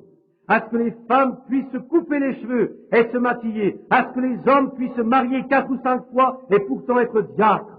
Oh, ils peuvent faire tout ce qu'ils veulent et continuer à maintenir qu'ils sont des chrétiens. Vous commencez à comprendre.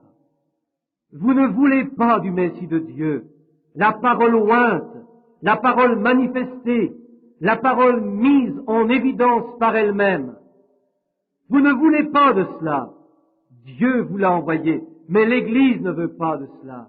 Ils veulent leur credo et ils veulent un génie qui puisse arranger les credos de manière à ce que tout se coupe devant eux. Oh, vous l'aurez, cela vient. Beaucoup sont des enfants de cela. Mais un de ces jours, un grand papa va s'élever, un pharaon qui ne connaît pas Joseph.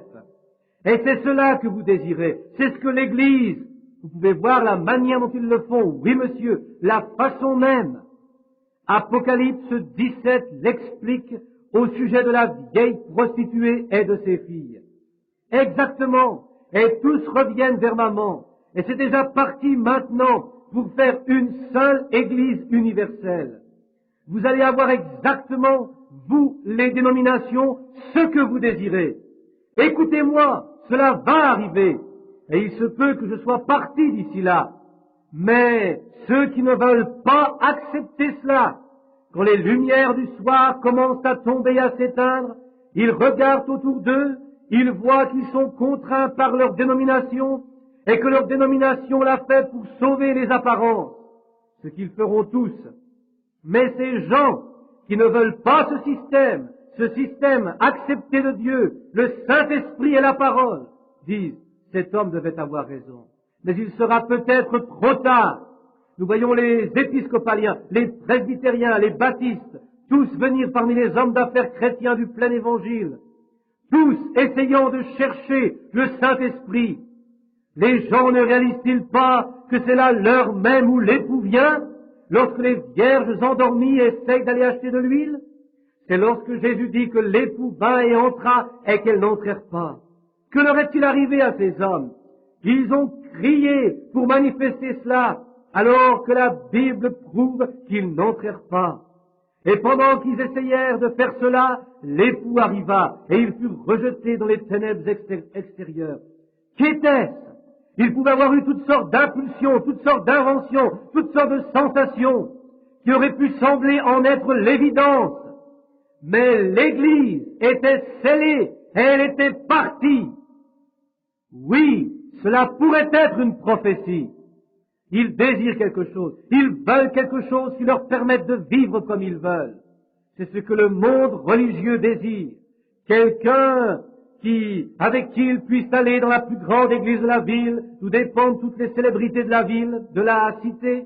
Ils peuvent avoir le plus haut clocher, ils peuvent avoir les meilleurs orgues, ils peuvent avoir les bancs, ils peuvent avoir un pasteur qui ne leur dira pas un mot sur la manière dont ils vivent, s'ils veulent danser, s'ils veulent se montrer, s'ils veulent porter des shorts, s'ils veulent couper leurs cheveux. Ils veulent faire toutes ces choses, ils peuvent fumer et boire en société. C'est ce que l'on fait dans les églises. Ils boivent, comme c'est la mode. On apprend aux enfants à boire, mais pas de trop. Il ne faut pas que ce soit un excès. Portez tout ce que vous voulez, mais essayez d'être aussi décent que vous savez ou que vous pouvez. Voyez-vous?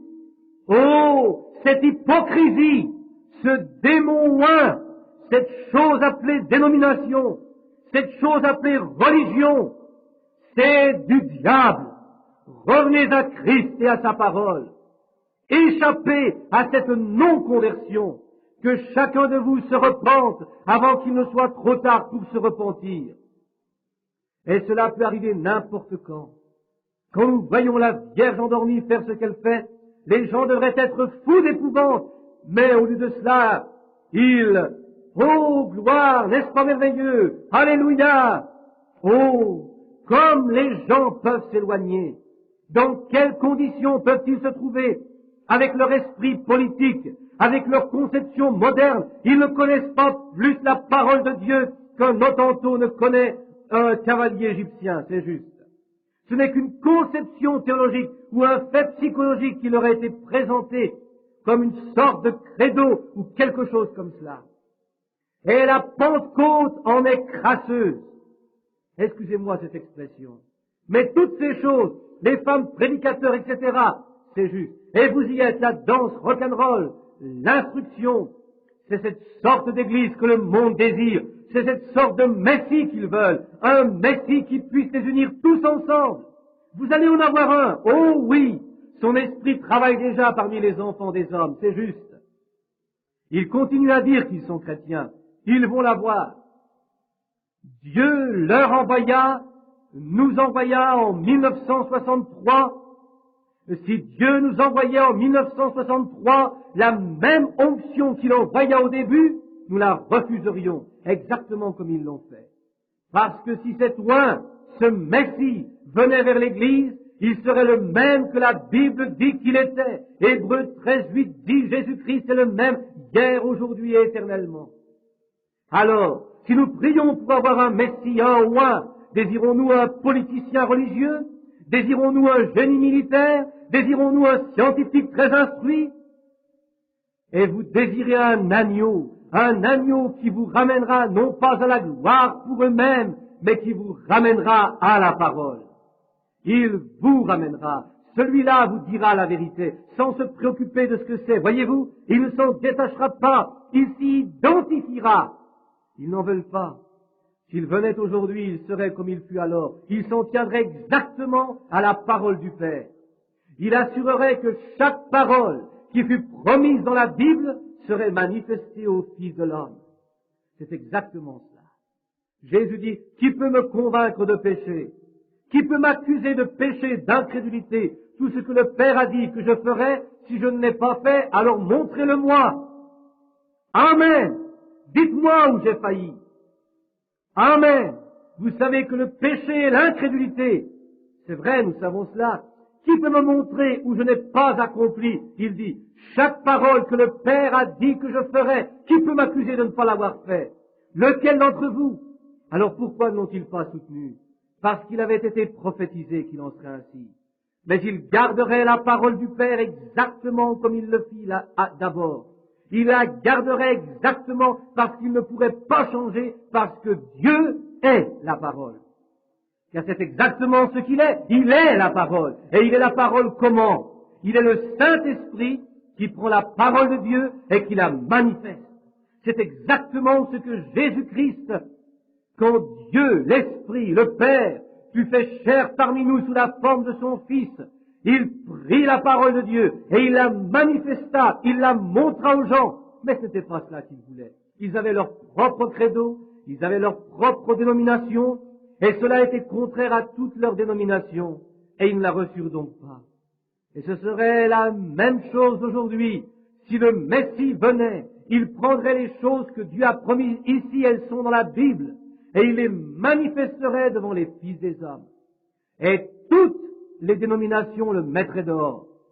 Ils n'en veulent pas, ils n'en ont rien à faire, mais pourtant c'est cela que Dieu leur enverrait. S'il leur envoie quelque chose, ce sera cela. Et alors ils le condamnent et font retomber la condamnation sur eux-mêmes, sur cette race de gens exactement comme le firent les Juifs en ce jour-là et tous les autres.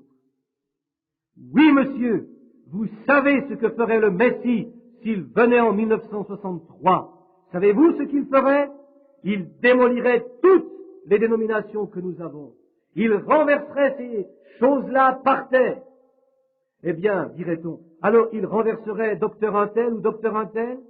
Il dirait, vous êtes de votre père le diable, et ce sont ces œuvres que vous faites. C'est exactement ce qu'il dirait. Oh!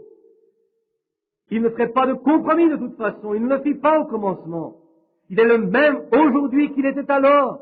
Tout ce qui serait contraire à la parole, il le dénoncerait comme tel. Il dirait, vous êtes de votre père le diable, et vous faites ses œuvres, vous faites des choses contraires à la parole. C'est juste. Et le signe du Messie le suivrait. C'est juste. Qu'ils se tiennent devant eux et disent, n'ai-je pas accompli ce qui devait prendre place? Qui d'entre vous peut me convaincre d'incrédulité? Voyez-vous? Ils essayeraient d'en faire un pantin, de le trimballer d'un endroit à l'autre, comme le firent les pharisiens. Ils l'amèneraient pour donner un genre de spectacle, pour réunir beaucoup d'invités et pour prouver qu'il n'était pas un prophète. Vous savez ce que je raconte à ce sujet? Voyez, ils feraient la même chose aujourd'hui pour pouvoir réunir de quoi les distraire. Ils feraient la même chose et il irait. Alléluia!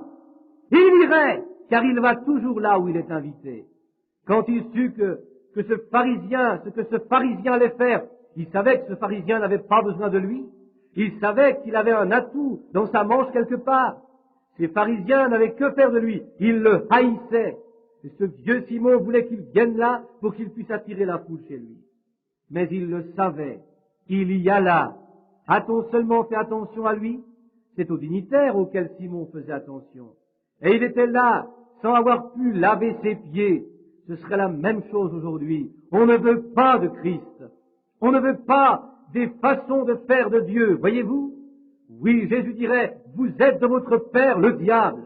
Et ces hommes observaient ces lois et toutes ces choses, tout ce qu'il y avait dans leur dénomination et leur credo à la lettre. Ils lavaient les récipients. Mais Jésus dit, vous avez pris vos credos et vous avez rendu la parole de Dieu sans effet par vos traditions.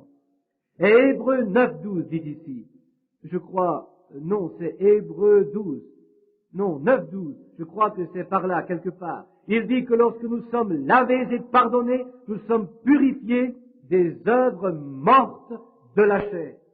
Et lorsque nous sommes vraiment pardonnés de nos péchés par le sang de Jésus-Christ, le Saint-Esprit vient en nous et nous sommes morts avec les œuvres de la chair.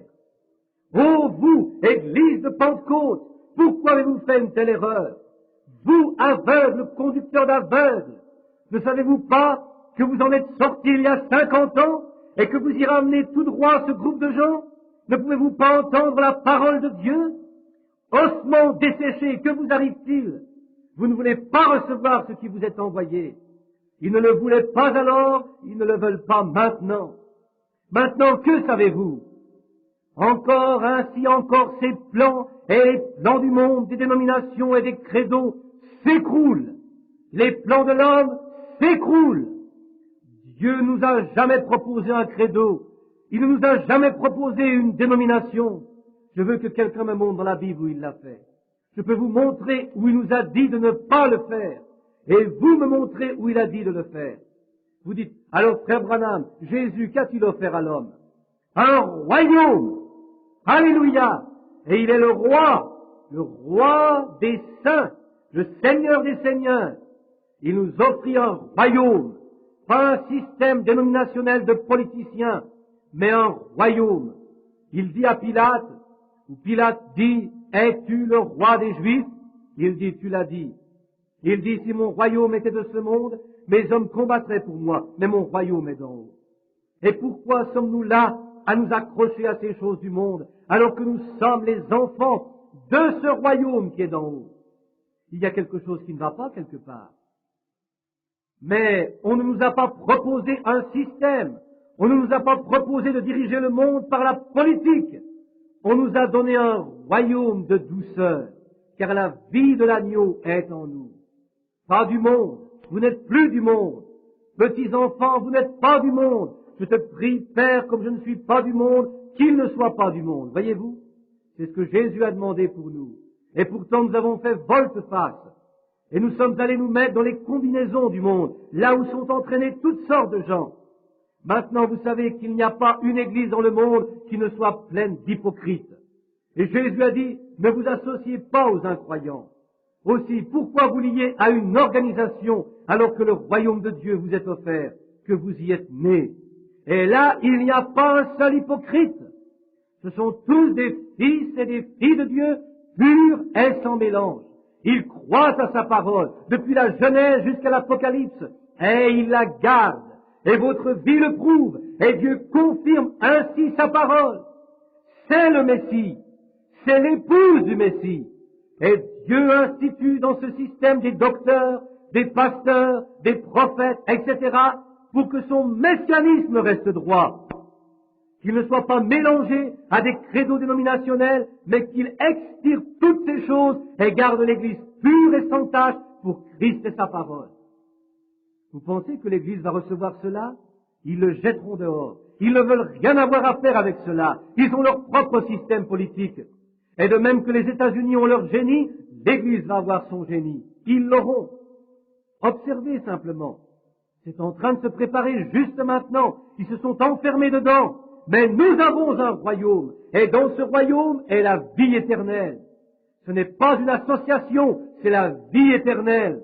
Et c'est dirigé par un roi éternel. Un royaume éternel, plein de vie éternelle, dont le roi éternel règne sur un peuple éternel, prédestiné dès avant la fondation du monde. Car ceux qu'il a prédestinés, il les a aussi appelés. Ceux qu'il a appelés, il les a justifiés. Et ceux qu'il a justifiés, il les a glorifiés. Hébreux chapitre 11, c'est juste. Maintenant, cela dépend de ce que vous attendez. Si vous êtes Abraham, vous attendez ce royaume. Je peux vous le montrer ce matin. Oui, monsieur. Maintenant, un royaume éternel, plein de vie éternelle, dont le roi éternel règne par sa parole éternelle sur un peuple éternel prédestiné. C'est bien cela. Pourquoi? Il a toujours existé, il existera toujours. Il n'eut jamais de commencement, il n'aura jamais de fin. Dans l'Esprit de Dieu, lorsque c'était avec Dieu éternellement, et le but de Dieu sera atteint. Ainsi ce monde s'effondre. Qu'il s'effondre, c'est ainsi de toute façon, il va s'effondrer. Que dit Michée ici? De quoi Michée parle-t-il ici? Les montagnes fondront, elles couleront comme de la cire, elles se répandront comme un glacier qui jaillirait, ou plutôt comme un geyser. Il se dissoudra, s'effondrera, mais Jéhovah restera à jamais. Toute chair est comme l'herbe. Le souffle de Dieu passe dessus, que ce soit une fleur ou de l'herbe, aussi beau que ce soit, elle se fane. Mais la parole de Dieu demeure à jamais. Ésaïe 40, prophétisant l'avenue du Messie, disait cela.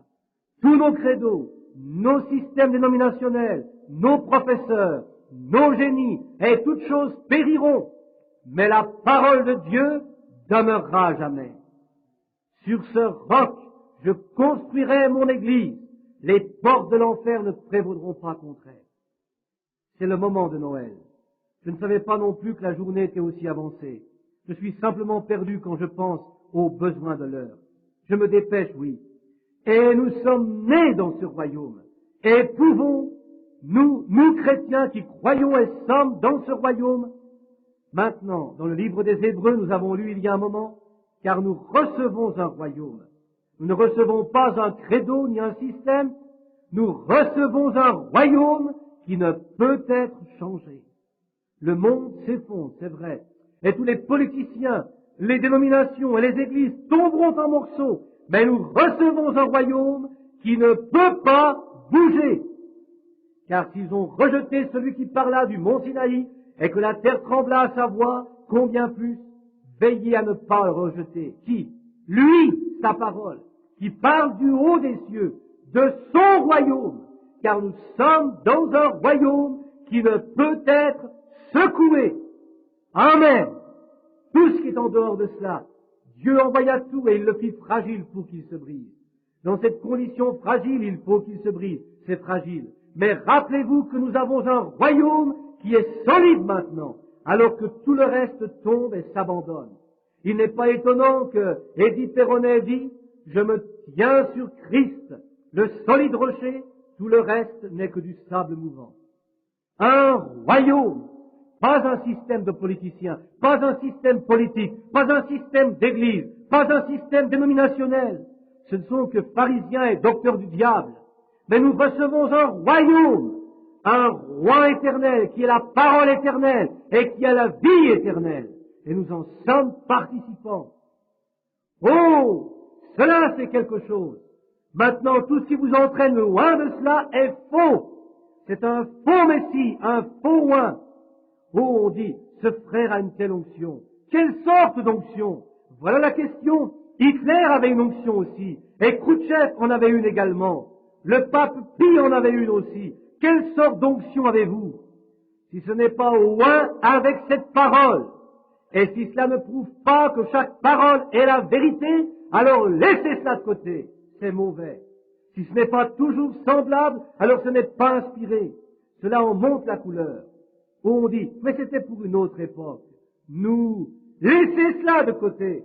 Jésus-Christ est le même, hier, aujourd'hui et pour toujours. Oui, monsieur. Aussi, alors que le monde s'effondre, nous sommes nés dans un royaume qui ne peut pas s'effondrer. Croyez-vous que le monde est en train de s'effondrer? Ces systèmes s'effondrent.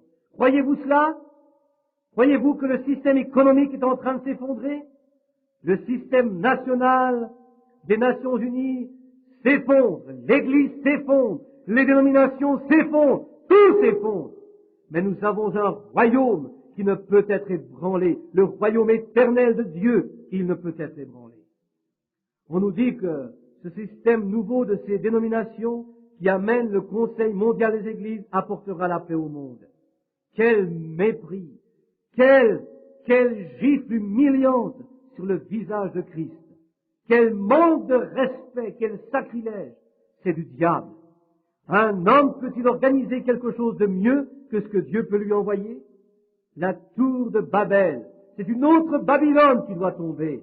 La paix sur terre, un faux Messie, un antichrist dans son enseignement.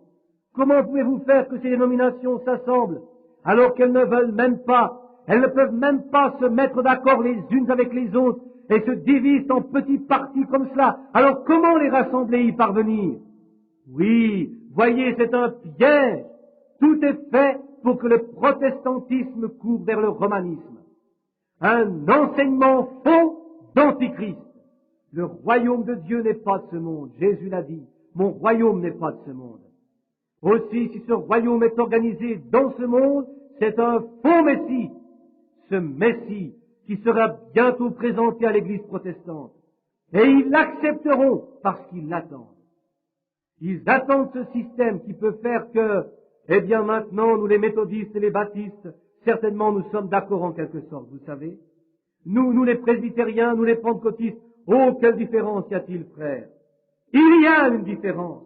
Dieu vous a fait différent. Mais bien, nous ne sacrifions que cela. Et votre grand enseignement évangélique, vous l'abandonnez? Comment allez-vous vous unir avec une bande de gens qui ne croient à rien? Certains même sont athées. Et un faux Messie est ce qu'il est. C'est certain, oui monsieur. Maintenant, le royaume de Dieu n'est pas de ce monde.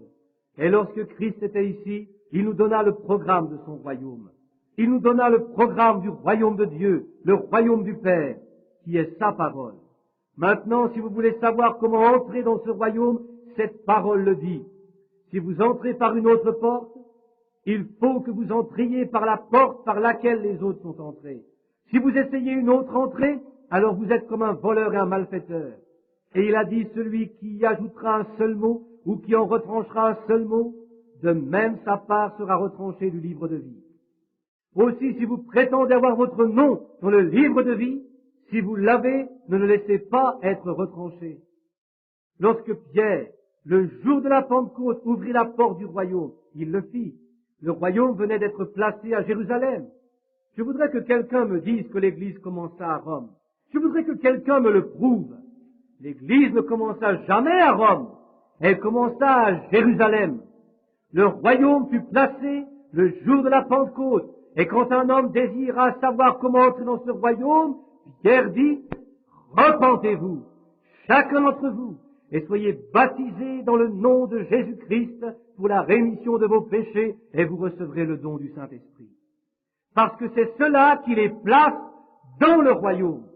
Tout autre moyen, par la dénomination ou la poignée de main ou quelque chose d'autre, est un faux Messie. Que vous soyez populaire, que vous soyez important, peu importe, vous pouvez être un diacre, un pasteur ou un évêque ou un ancien, un chef d'État, peu importe ce que vous êtes. C'est faux tant que vous ne reviendrez pas à l'humble agneau de Dieu et à son royaume. Maintenant, faites attention. Il nous donna son programme, la parole de Dieu. Et le vrai croyant s'y tient parce qu'il ne peut pas faire autrement. C'est le royaume de Dieu en lui. Et comme Abraham, il dit qu'une chose qui est contraire à la parole de Dieu est comme si elle n'existait pas. Et si quelqu'un vous dit que la dénomination est de Dieu, vous restez comme Abraham. Si quelqu'un vous dit que vous devez être aspergé, ou un petit quelque chose comme cela, un système, ou quelque chose de contraire à la parole de Dieu, ne le croyez pas. Vous le considérez comme s'il n'existait pas. Et si on vous dit, eh bien maintenant mon cher, ce n'est pas mal de faire ceci, ne le croyez pas lorsque Dieu, on dit, ce n'est pas mal pour une femme de se couper les cheveux, alors que la parole de Dieu dit que c'est une abomination envers lui de le faire. Quand vous dites, mais je porte des jeans, je ne porte pas de shorts, Dieu a dit qu'une femme qui porte des vêtements d'homme, c'est une abomination pour lui. La Bible dit que c'est mal pour une femme de se couper les cheveux, et il ne lui convient pas de prier comme cela. Et même avec sa tête non couverte, elle déshonore sa propre tête. Dieu l'interdit. Et ce système qui vous dit que c'est bien de le faire, ne le croyez pas. C'est un faux oin, c'est un faux Christ. C'est contre la parole de Dieu. Le juste s'en tient à la parole de Dieu parce qu'elle est le programme de l'éternel système de Dieu. Lorsque Dieu fit un homme, il le fit d'une certaine façon. Lorsqu'il fit une femme, il la fit d'une autre façon. Il y a deux différentes alliances, deux plans différents. Ils sont complètement différents. Ils ne se ressemblent pas. Ils ne sont pas faits pour se ressembler, ni pour agir de la même façon. Ils sont différents à tout point de vue. Et les femmes essayent d'être comme les hommes. Et l'homme est si mollasson qu'il est comme une femme. J'ai vu un garçon hier, à Cincinnati. Il ressemblait à Madame Kennedy. Ses cheveux étaient coiffés ainsi. Dieu veut qu'un homme ressemble à un homme et qu'une femme ressemble à une femme. Je vous le dis, ce système de Jézabel qui vient du diable a corrompu le monde entier. Il n'y a plus un seul endroit qui soit saint. Tout est en putréfaction, les plaies du cancer, la méchanceté du diable qui dévore jusqu'au cœur par les systèmes qu'on a établis ici. Satan est un vautour qui se nourrit de son propre royaume. Il est le diable, c'est un impur, il est le père du mensonge, et il se nourrit de la chair de son peuple. Le diable. Mais Christ est le roi des rois et le Seigneur des seigneurs. Le Messie oint. Le croyant s'en tient à cette parole. Dieu et sa parole sont un. Moi et ma parole sommes un.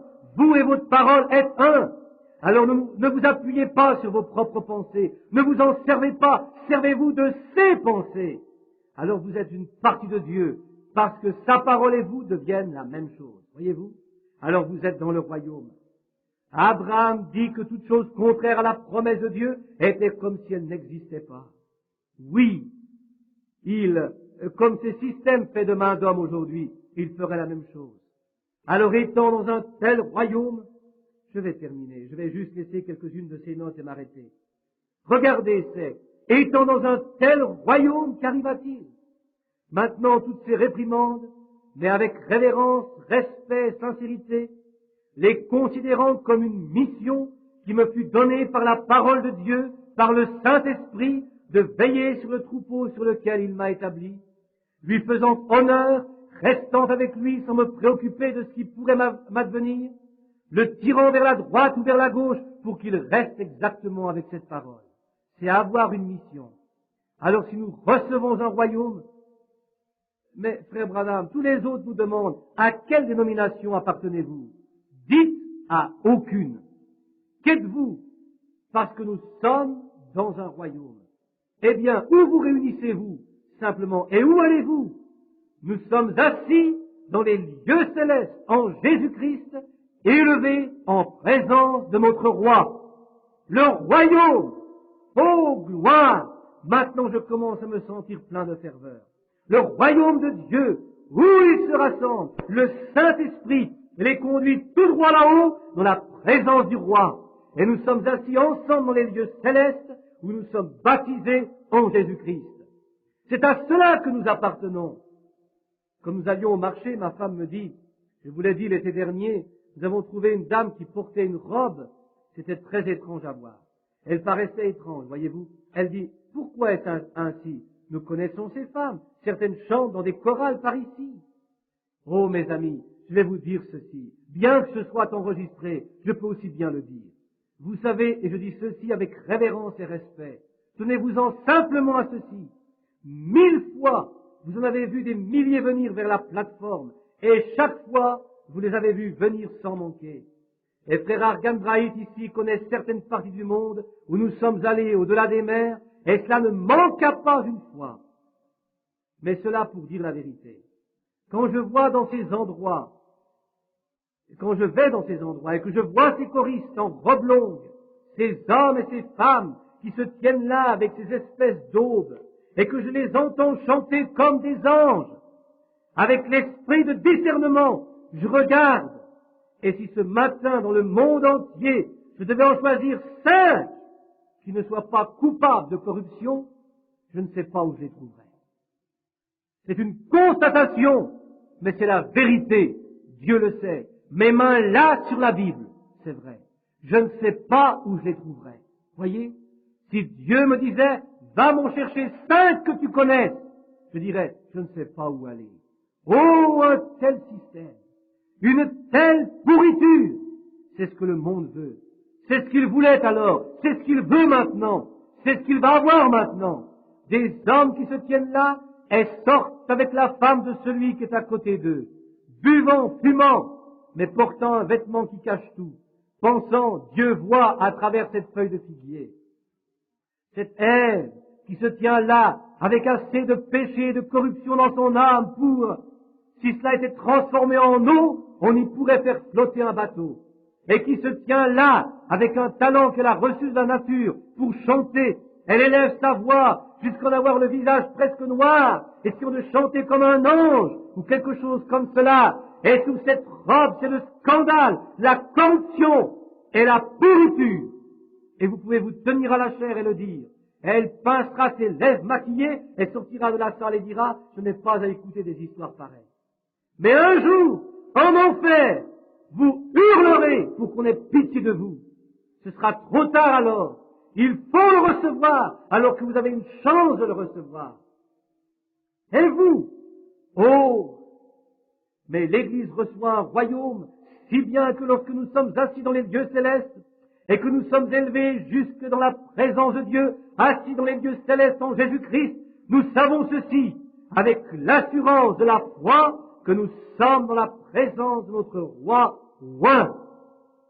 Oh, et un nouveau ciel viendra, et une nouvelle terre, dont nous ne serons jamais séparés tant que l'éternité durera. Nous attendons ces nouveaux cieux et cette nouvelle terre, et tous, vous pouvez les avoir si vous le désirez. Quant à moi, c'est cela que je désire. Cela dépend de ce à quoi vous vous affectionnez. Cela dépend à quel pilier vous êtes attaché. Si vous êtes attaché à votre pilier dénominationnel, vous descendez tout droit avec lui.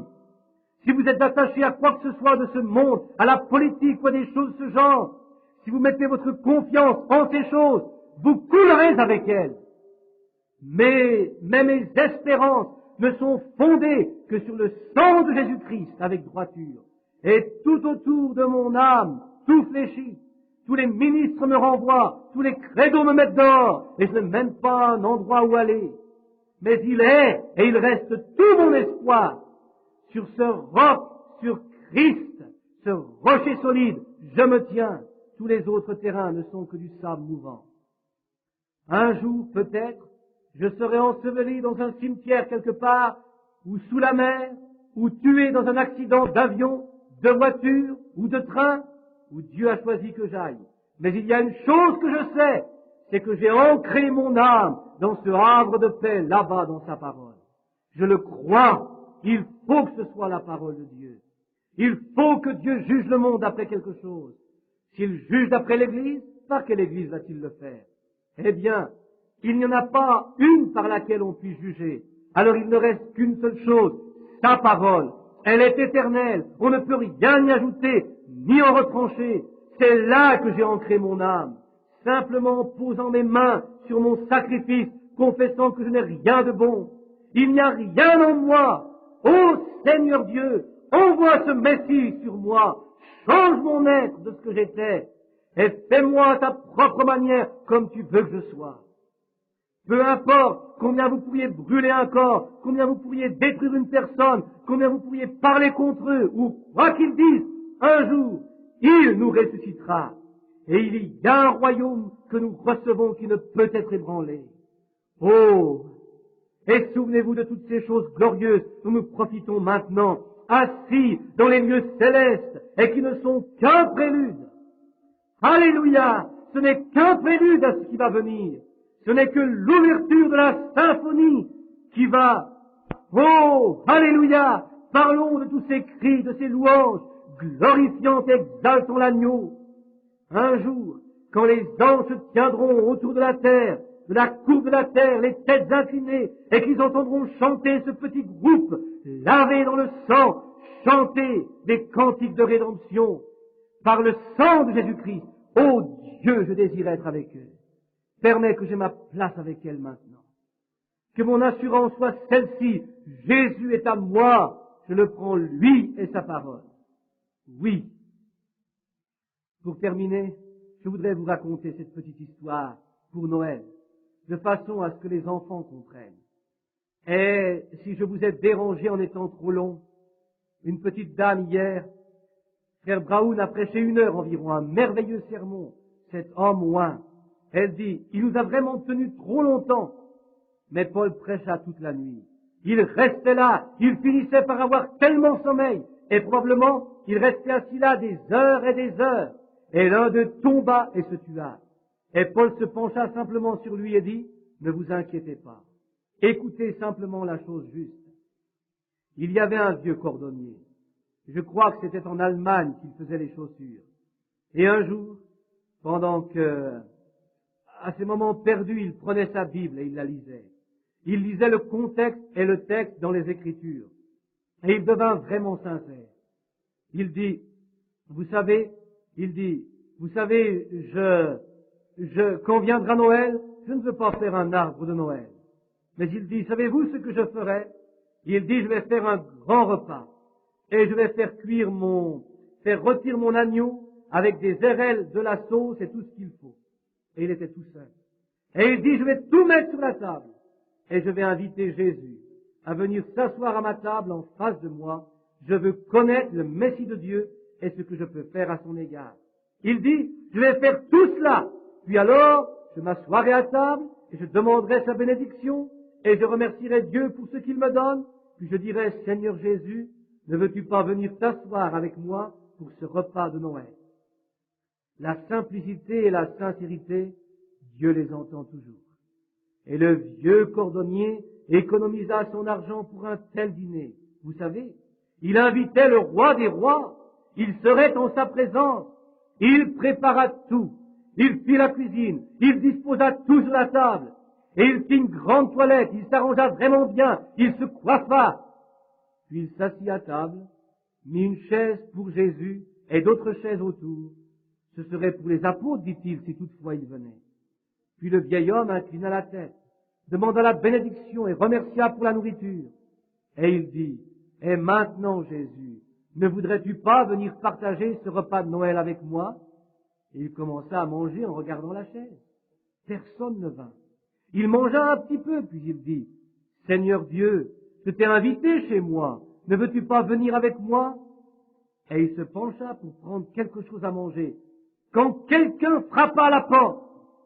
Il alla à la porte, il vit un vieil homme aux épaules voûtées et en haillons, qui lui dit, « Bon monsieur, j'ai froid, pourrais-je entrer me réchauffer ?»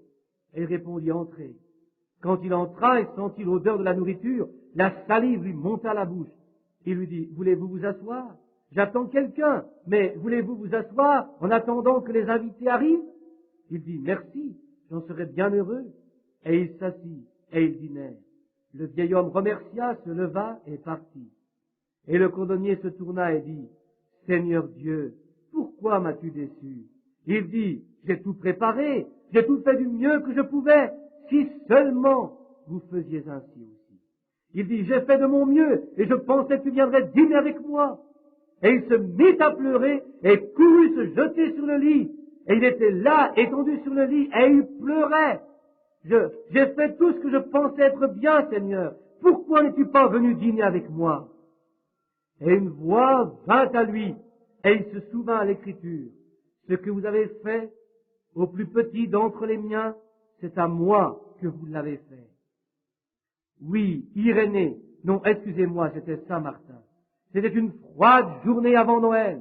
Un pauvre vieux mendiant était couché dans la rue grelottant. Les gens riches passaient et regardaient simplement ce vieux mendiant. Eh bien, ce n'est rien, ce n'est qu'un mendiant, il n'a qu'à rester là.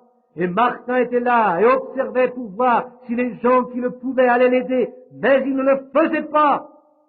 Finalement, Martin lui-même n'était pas, il croyait en Dieu, mais c'était un militaire. Il n'avait qu'un seul manteau. Il se dit, si ce vieil homme reste comme cela, il va mourir de froid. Aussi, il prit son épée, il coupa son manteau en deux et il alla vers le mendiant, l'enveloppa dedans et dit, dors en paix, frère. Puis il s'en alla. Et cette nuit-là, à sa caserne, après avoir ciré ses bottes, il se coucha et s'endormit. Un bruit le réveilla. Il regarda, et devant lui se tenait Jésus, enveloppé dans le morceau de vêtement dans lequel il avait enveloppé le mendiant. Que puis-je donc faire alors sous ce rapport? Que dois-je faire pour ces choses que je sais être justes, ces choses qui ont été confirmées et prouvées qu'elles étaient justes? Que puis-je faire? Envelopper l'Église, non pas dans un credo ou une dénomination, mais dans le sang de Jésus-Christ, par sa parole. Car Jésus dit, ce que vous avez fait à ceux-ci, c'est à moi que vous l'avez fait. Prions. Seigneur Jésus, si tu te tenais là ce matin, Seigneur, je sais que tu le fais dans une forme spirituelle, mais si tu te tenais là littéralement, je ne crois pas que je changerais mon texte d'un seul mot. Je crois que j'aurais dit exactement la même chose. Et je crois, Seigneur, que ces gens qui n'ont pas eu leur nourriture matérielle, mais qui sont restés là à écouter une voix fatiguée et éraillée, seraient restés de la même manière si tu avais été ici, parce qu'ils croient que tu es ici, parce que c'est ta parole. Cela montre qu'ils t'aiment. Nous sommes si reconnaissants ce jour de Noël pour cette visitation du Saint-Esprit qui nous dirige et nous montre que c'est exactement Noël. Lorsque nous voyons que ce monde s'écroule, que ces systèmes s'effondrent, mais nous sommes si heureux et si reconnaissants d'avoir un royaume et un roi qui ne peuvent être changés. Et quand le monde n'existera plus, ni les systèmes politiques, ni les nations, Dieu instaurera son royaume et les justes régneront avec lui. Ceux qui ont souffert ne souffriront plus. Aide-nous, Seigneur, en ce temps de Noël, à nous souvenir ce que signifie un Messie oint. Aide-nous à comprendre. Bénis ceux-ci, notre assemblée, sois avec eux notre Père, et donne-leur droiture et paix dans le Saint-Esprit. Bénis notre pasteur, Seigneur, nous l'aimons. Ce vaillant serviteur demeure simplement loyal. Et en parlant l'autre soir, il me dit, j'ai presque 60 ans. Ils ont des petits-enfants. Mais rappelez-vous qu'ils se rappellent ceci, Seigneur, que rien ne peut l'emporter loin d'ici avant que tu ne sois prêt. Si tu tardes, je prie qu'ils voient tous ces enfants mariés, ayant leur propre foyer. Bénis sa chère petite épouse, l'une de tes petites servantes. Bénis les diacres et les administrateurs. Et Dieu, en ce temps de Noël, je te suis reconnaissant pour tous ces amis qui voyagent à travers la neige, sur des routes glissantes ou avec la pluie. Ils prennent leurs valises, ils font des centaines et des centaines de kilomètres. Oh Dieu, je ne sais quoi dire d'autre. Je compte sur toi pour révéler le reste de ce qui est dans mon cœur et que je sois toujours fidèle, ô Dieu, à ce royaume dans lequel tu nous as placés. Que je ne fasse jamais de compromis ni à gauche ni à droite. Je me souviens lorsque tu m'as dit, ne t'éloigne ni à droite ni à gauche, alors tu seras prospère dans tes voies, alors tu auras une bonne réussite. Peut-être pas aux yeux du monde. Et ce que le monde pense ne m'intéresse pas. Je veux savoir ce que tu veux, Seigneur. Et ton désir est nôtre. Ta volonté est notre désir. Oh, le plus petit de tes désirs est pour nous, Seigneur, un commandement vital. Nous présentons comme ton Église. Pardonne-nous maintenant ce qui est arrivé cette année, ce que nous avons fait de mal, lorsque nous sommes tombés dans maintes circonstances. Et fortifie-nous, Seigneur. Et puissions-nous, en ce moment où nous célébrons Noël, ouvrir nos cœurs au Messie, à loin de Dieu, qu'il vienne dans nos vies et nous soigne, que nous vivions selon sa volonté et que son royaume s'intègre à nos vies. Garde-nous en bonne santé. Bénis mon vieil et courageux ami qui est assis à mes côtés, frère Argan Braït. Ô Dieu, comme tu as été avec lui et comme son cœur a été broyé et éprouvé si souvent, mais nous croyons toujours qu'il a la semence de la vie éternelle. Bénis sa petite épouse. Je pense à Fred, à Bud, à Méda. Ô Dieu, quel merveilleux amour fraternel nous avons. Nous te prions de nous bénir tous ensemble maintenant. Bénis notre petite Église, toutes ces précieuses personnes. Et un jour, Seigneur, alors que nous désirons avoir les yeux si nettoyés des choses du monde, que nous ne puissions voir que Dieu et son royaume. Qu'un jour nous soyons présentés devant Christ, sans tache, comme une vierge chaste, une partie de la grande Église qui doit venir devant lui. Et alors nous sommes dans l'attente du temps où tu instaureras ton royaume sur la terre, des gens visibles et des maisons visibles, et ils ne planteront pas pour qu'un autre en mange, mais ils vivront éternellement. D'ici là, que nous soyons une lumière sur la colline, une lampe qui donne la lumière à tout ce qui nous entoure, par une vie droite et sanctifiée par le sang de Christ. Accorde-le, Père, dans le nom de Jésus, nous t'en prions. Et Seigneur, sur ces mouchoirs, après que nous ayons prié pour les malades et leur avoir imposé les mains, nous joignant à eux, je pose mes mains sur ces mouchoirs, adressant mes prières à Dieu. Et sur ces mouchoirs et avec les personnes, ô Dieu, je te prie de guérir toutes les personnes que ces mouchoirs représentent. Qu'ils aient la santé et la force pendant toute cette année, Père, pour l'honneur et la gloire de Dieu, nous te le demandons dans le nom de Jésus. Amen. Oh, je l'aime. Oh, je l'aime, parce qu'il m'aima le premier et acquis mon salut sur le bois du calvaire. Maintenant, pendant que nous le chantons à nouveau, serrons la main de quelqu'un à côté de nous et restez assis. Oh, je l'aime. Oh, je l'aime, parce qu'il m'aima le premier et a acquis mon salut sur le bois du calvaire. Maintenant, levons les mains vers lui. Oh, je l'aime, bien fort maintenant. Oh, je l'aime, c'est bien. Parce qu'il m'aima le premier et a acquis mon salut sur le bois du calvaire. Et maintenant, avec cette parole, disons tous ensemble, nous recevons un royaume. L'Assemblée répète, nous recevons un royaume, note de l'éditeur, qui ne peut changer. Qui ne peut changer. Amen. Levons-nous maintenant. Élevons nos mains et aussi nos cœurs vers Dieu, avec gratitude maintenant, réellement, de tout notre cœur. Oh, je l'aime. Et exprimez-le lui en ce temps de Noël. Oh, je l'aime. Oh, je l'aime, parce qu'il m'aima le premier et a acquis mon salut sur le bois du calvaire. Un service de baptême va maintenant suivre immédiatement ceci. Et vous qui devez vous en aller, nous vous remercions d'être venus, et puissiez-vous rester toujours dans ce royaume qui ne peut changer. Pendant que nous courbons la tête juste un moment pour prier, je vais demander à notre précieux frère Argan Braït de bien vouloir venir et de congédier l'assemblée par une coupe